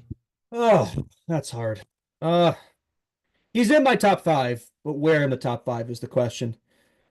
Probably have Gretzky above him, or actually he might be 3. He might be 3. I think McDavid's going to be above him at some point. I wouldn't put him above him yet. He's got some work to do there, but I'd say right now he's probably my 3rd best. Is that crazy to say? No. I don't know. I value the modern game more than, past here, because the hockey's a lot better now. The players are better. The competition's more stark. So I value recency. Also, I've watched him. So it's like it's easier to rate a player that you've watched your whole life versus what you hear about. A lot of these guys don't even have tape on. So it's like there's the longevity of Mr. Hockey, Gordie Howe. I think he deserves a spot just because of that. Paved the way for a lot of these guys. Yeah, fair enough. No, I think I agree with you. I think I probably have him top 3 too. Lemieux though, is he better than Lemieux? I just thought about Lemieux. Oh, I don't know about that one. How actually. many cups does Lemieux have? He had 2 cups. Yeah, But yeah. Lemieux was like putting up numbers. Like if he didn't have all the injuries and stuff and the cancer and all that, like he could have broken some of Gretzky's records. He was that good in his prime. True. And he kind of saved that franchise. I mean, Crosby did too, but really Lemieux saved him twice. It really, kind of paved the way for Crosby there. Yeah, I'd say Gretzky, Lemieux, or Crosby. How? McDavid will be in there at some point, probably. Yeah. Okay, fair enough. Should we do some playoff talk? Yeah, more playoff talk. What would you like to discuss? I don't know. I'm just looking at the notes here. I'm trying to. How about the fact that there are 6 Canadian teams in the Stanley Cup playoffs as of right now? And you'll never guess which one isn't. My team, the Calgary Flames. They got to step up. What's going on, man? Of course, right when I slather the Canucks, they suddenly start looking like the team they were last year. Not good for me. Not good for me in my bet with Lee. But how about the Montreal Canadiens, dog? I think we wrote this team off, man. They didn't write back. I mean, they've won how much of their life? Like, they've won 2 in a row here, but like they've been going on a roll. I mean, 33, 27, and 7. They're in that last wild card spot there right now. And they got 2 games in hand on New York. Yeah, as the Jackets have been crumbling, they've been rising, and it'd be a good thing for this young core, man, to experience some playoff hockey. I think that'd be, they're gonna only gonna get better from here. Once we put Demidov in that team next year, man, it's gonna be scary. So, we'll see. I mean, I don't know if they do anything to make the playoffs, but The just Bell making Center's it. been so loud. Just imagine the atmosphere, man, because like 2021, like that Cinderella run, like I don't think there were any fans for that, or at least it was limited. So this would really be the first true like playoff atmosphere type games at the Bell Center, in a long time. So it'd be good for them. It'd be good for hockey, I think, if they made it. I don't think that this team has a 2021 run in them, but maybe not. You never know. Come playoff time, you never know. But I like to see them make it. I prefer them over the really any of these teams besides Kaner from Detroit, but out there they're cooked. And Columbus just seems like they're in free fall right now. And the New York teams just don't do it for me. I don't care. Yeah. I wonder if you can find like a bet on a sports book, like betting a Canadian team to win the cup versus the field. I'd be interested to see what that is. Do you think the Oilers probably have the best chance of all Canadian teams, or do you think Toronto has a better chance than them? What about the Jets? Oh, the Jets too. Yeah. Because I don't think like the Habs, no, they're not going to do anything. The Canucks, no, they're not going to do anything. The Leafs, we know what happens with the Leafs in the playoffs. Ottawa, I don't think they're going to do anything in the playoffs. Maybe like they can, make it interesting, but no. Then all of a sudden there's 2 left. I think it's really only the Oilers and Jets who really have a realistic shot here of breaking that cup drought. Obviously the Oilers were 1 game away last year, but this team doesn't look quite as good. But it could change in the playoffs. And the Jets, great regular season record, could win the President's Trophy. Between them and the Capitals are tied, but they got to prove it to me though. Like there's just something about that Jets team where it's like, is it too good to be true? I have the same thought with the Capitals. Like I could be wrong about both of them. I need to see it from the Jets. Like how many first round exits have they had? Right, Hellebuck's we got to see the same Hellebuck in the playoffs if we do in the regular season. Yeah, I think the Jets would be taken so much more seriously if they've ever done anything in the playoffs. Yeah, it's like they seriously are one of the best teams, but I don't even think they're in the top 6 as betting favorites. 1, 2, 3, 4, 5, 6, 7. Yeah, they have the 7th best odds according to the sports book to win the Stanley Cup, which is interesting. I guess maybe value there, but yeah, it's so unknown. But I do think that like as the best team in the league, them being plus 1,000 is kind of crazy. Yeah, there was that one year they made it pretty far, but that was a long time ago. I wonder if it was 2018 or 2019 they made it to the conference finals. But yeah, it was I think not this team really. Yeah, it really is a different team, right? Only a couple of guys from that team. I think every time, I don't think they've won a playoff series since. I think it's just been first round exits, if I'm not mistaken. So, yeah, I think you're right. Show me the playoffs. Like it's a similar team, a little different, but show me. Yeah. I did just find the country of winning team. USA is minus 400, while Canada is plus 290 for a Canadian team to win the Stanley Cup, which is interesting.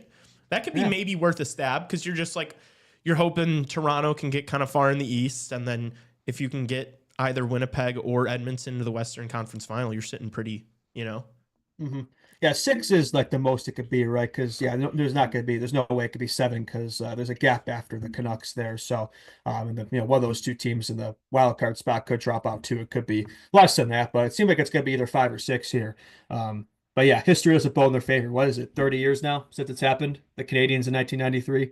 So we'll see. We'll see how long that drought continues. I think all of the insiders and stuff, all the media people were saying this was the Oilers' year to lose it. But I don't know if I'm feeling that way anymore, man. Like I don't even know if they're in my top 5 here in terms of teams that can win the cup. Like they're up there still, but there are teams that take over the Oilers. Yeah. I just think what I like most about the Oilers is that I think as far as teams in the West go, they have a relatively easy, they have an easier path to the finals as of right now. Yeah. The first round is a cakewalk, you know what happens when they play the Kings. Who they play second round then? It's probably going to be Vegas, which is like the first good team they're running into. Yeah, I mean that's not I don't know, man. I think this Vegas team could take them. Like this reminds me a lot of the 23 team there. I don't know. Yeah, but I don't know. Vegas is playing Minnesota, which I think is probably going to be a pretty good, series. Like I think I take Vegas runs over Minnesota. You think Minnesota they're going to run them over? It's Minnesota. It's the same deal. There's no Kaprizov, no. When was the last? When was the last time the Wild won a playoff series? Like, when's the last time they won a playoff series? Actually, I'm gonna look it up. Is Kaprizov still? Yes. Is he expected to miss? Oh, if they don't have Kaprizov, there's no way. No, but back? They're also out Eriksson Ek right now too. Okay, so I guess they don't have a timeline for Kaprizov, which is terrifying. Yeah, I'm sorry, without Kaprizov, Wild are hopeful that Kirill Kaprizov will be activated from LTIR before the end of the season. Yeah, they're hopeful, right? Yeah. We'll see. I mean, if realistically, if the Wild are healthy, I don't think that's a sweep by any means. Like I could see that series going 6-7 games. Yeah, I don't know. I just think that Vegas is more built for the playoffs. I think we've seen that in recency here, so I'd take them all day. Yeah. Yeah, but I don't know. Edmonton's been able to beat them, and so they could. Like, you know what I'm saying? Like, it could. Yeah.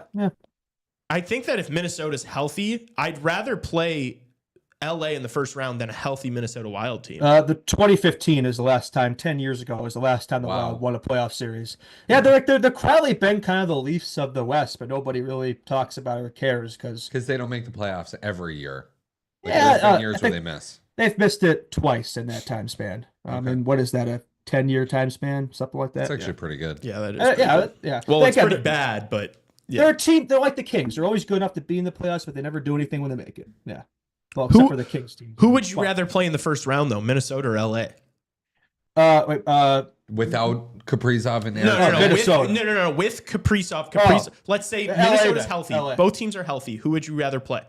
You'd rather play LA in the first round than Minnesota. Yeah, LA. Yeah, that's fair. Yeah. Okay. So I just that's what I mean. So you get LA first, and then you get Vegas, which is your first tough comp. But the thing with Winnipeg, Dallas, and Colorado are obviously probably all bigger favorites than Edmonton this year, but they're all going to be playing each other in the first 2 rounds. Yeah, again, it goes back to this divisional thing we brought up. Like, what is this stupid format, man? I don't know. Yeah, I don't know.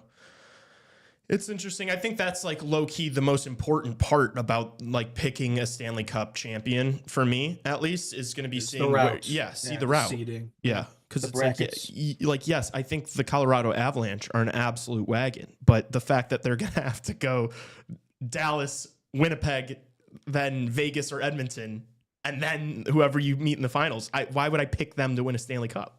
Yeah, we mentioned this in the post game last night, but I think if March Madness starting out, the brackets and all that coming out, we do want to mention we will be doing a CHR NHL playoffs bracket when the time comes. So do be there for that. Yeah, it's gonna be Who's awesome. Doing that?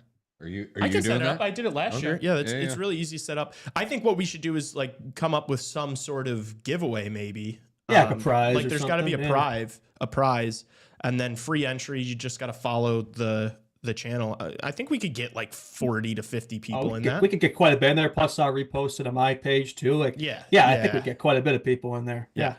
So that'd be pretty awesome. I've done that with the Beyond Beams. I've done like I've got like hundreds of people in different brackets and stuff. Yeah. All right. Very cool. Where to next? Do we want to do anything catch your eye last night, Justin? The games last night that caught my eye. Let's see. Because I mean, we weren't able to. Tassos and I talked about this after the post game show. It was prime hockey hours. There were a lot of games. Well, the Hawks and play. we were Like watching the fucking Blackhawks, which kind of. I'm so zeroed in on the Hawks. Like I enjoy days where the Hawks don't play from an NHL perspective because I'm always watching. When the Hawks play, though, like I'm always so zeroed on the Hawks. And I watched the Wings game. That team is imploding, man. Like I don't think they're. It's gonna be another year without the playoffs for them, which kind of sucks as a Kane fan. But your Vancouver Canucks routed the Jets. Yeah, I should have said anything, man. I just love all of a sudden they look like a competition. Another 6-2 win. Like we had consecutive 6-2 losses. They have 6-2 wins there. So that's just fantastic. I love to see that. They suddenly look competent again. And yeah, the Oilers, as I was slandering them, they did win 7-1 last night to the Utah Hockey Club, but it's also the Utah Hockey Club. So take that for what you will. Yeah. Yeah, it's looking like all of a sudden Vancouver's probably gonna they're looking the best right now. And like Elias Pettersson's starting to come back to life a little bit. He's been getting on the score sheet a lot more. How bad is it? I'd genuinely rather see the St. Louis Blues in the playoffs than the Vancouver Canucks. How sad is that? Like I'm supposed to hate the Blues, but like there's just something about the Canucks that just pisses me off, man. Like there's just something about that team, that franchise, that fan base. Like it feels like the 2010s again. Like I can't stand the Vancouver Canucks. Like Jesus. They definitely are more unlikable at this point than the St. Louis Blues. Yeah, like the Blues, it doesn't even feel like the Hawks Blues, like doesn't even feel like much of a rivalry right now because they always just kick our ass. So it's like it doesn't really do anything for me right now. And also both teams kind of stink. They're both I mean they're mid. Yeah. But there's somebody coming on a little strong here. They've won 3 in a row. Like I don't know. I think the Blues might have something to say about that. The Flames, it feels like it's kind of similar to the Blue Jackets here. They're kind of getting cold at the wrong time, but we'll see. And the Utah Hockey Club just does it. I mean, maybe they're a sleeper there, but I don't know. They got the Flames kind of dominated New York last night. The score was 2-1, but the shots were it was 35-13 in favor of Calgary.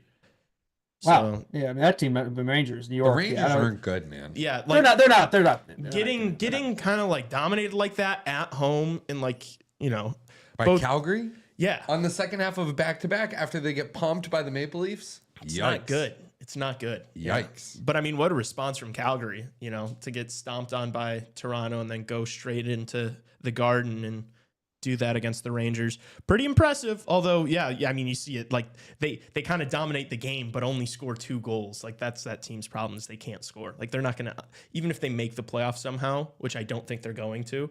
Obviously that's why, you bet a tattoo on it. That's why I bet a tattoo on it. Yeah. They don't have enough offensive talent. They have games in hand. They do. No, it's gonna still be an interesting race. Like I don't think they're going anywhere. I think they're both gonna heat up. It really does feel like it's probably gonna come down to the wire between those two.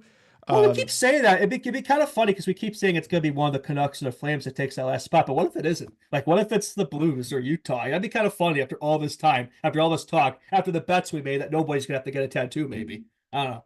Yeah, I just think Utah's now, they're 4 points out of it. Yeah, that's a young team, right? They haven't been there, done that, right? I would say you get blown out last night by the Oilers. The Blues have an extra game, too, so that doesn't help them. I still like the Flames. I'm still taking them over the Canucks. I still feel good. You like the Flames? A little nervous. It feels like a blip right now for the Canucks, though. No. I hope at least. You like the Calgary no-goal Flames to still make it?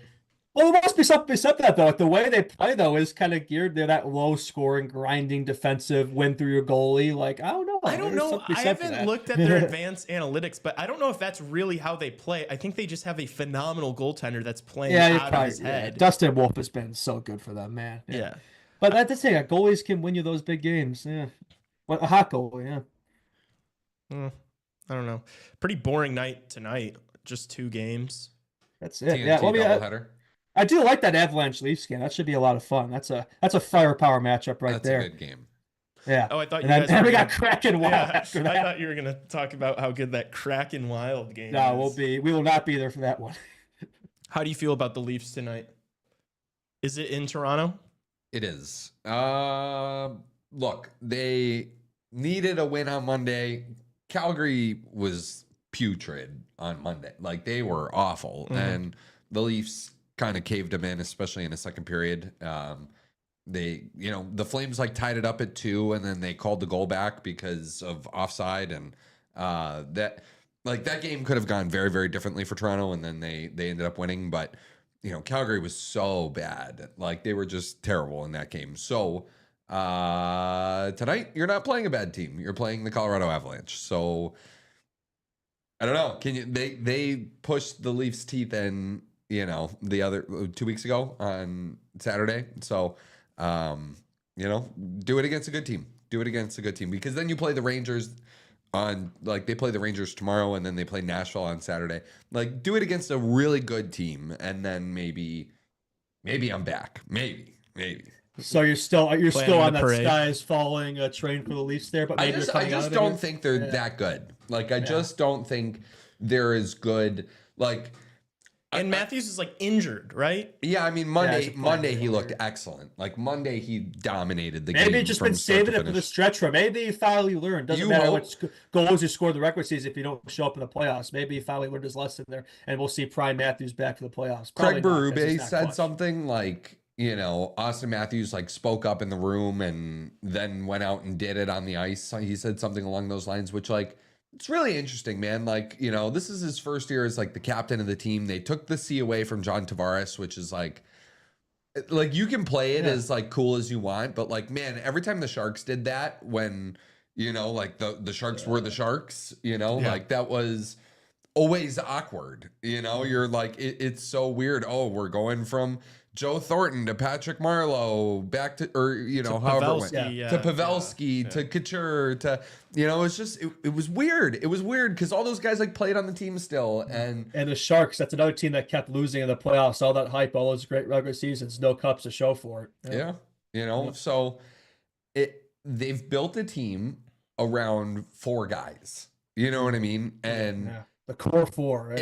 If they're not all going, like, you're not going to win. Like, all 4 of those guys need to be at their absolute best if you're going to win. And that's been their problem every single year, is that they're not all clicking. Like, there's been years where, it's one or two of them looked really good, and then exactly. So it feels like they're never on the same page at once, right? It's very hot and cold there. It kind of feels like an opposite effect there, like where Tavares had the seat taken away from his play's probably been better this year. Yeah. Matthews gets a seat, and I know he's playing hurt and stuff, but he's definitely regressed a bit this year. There's no doubt about it.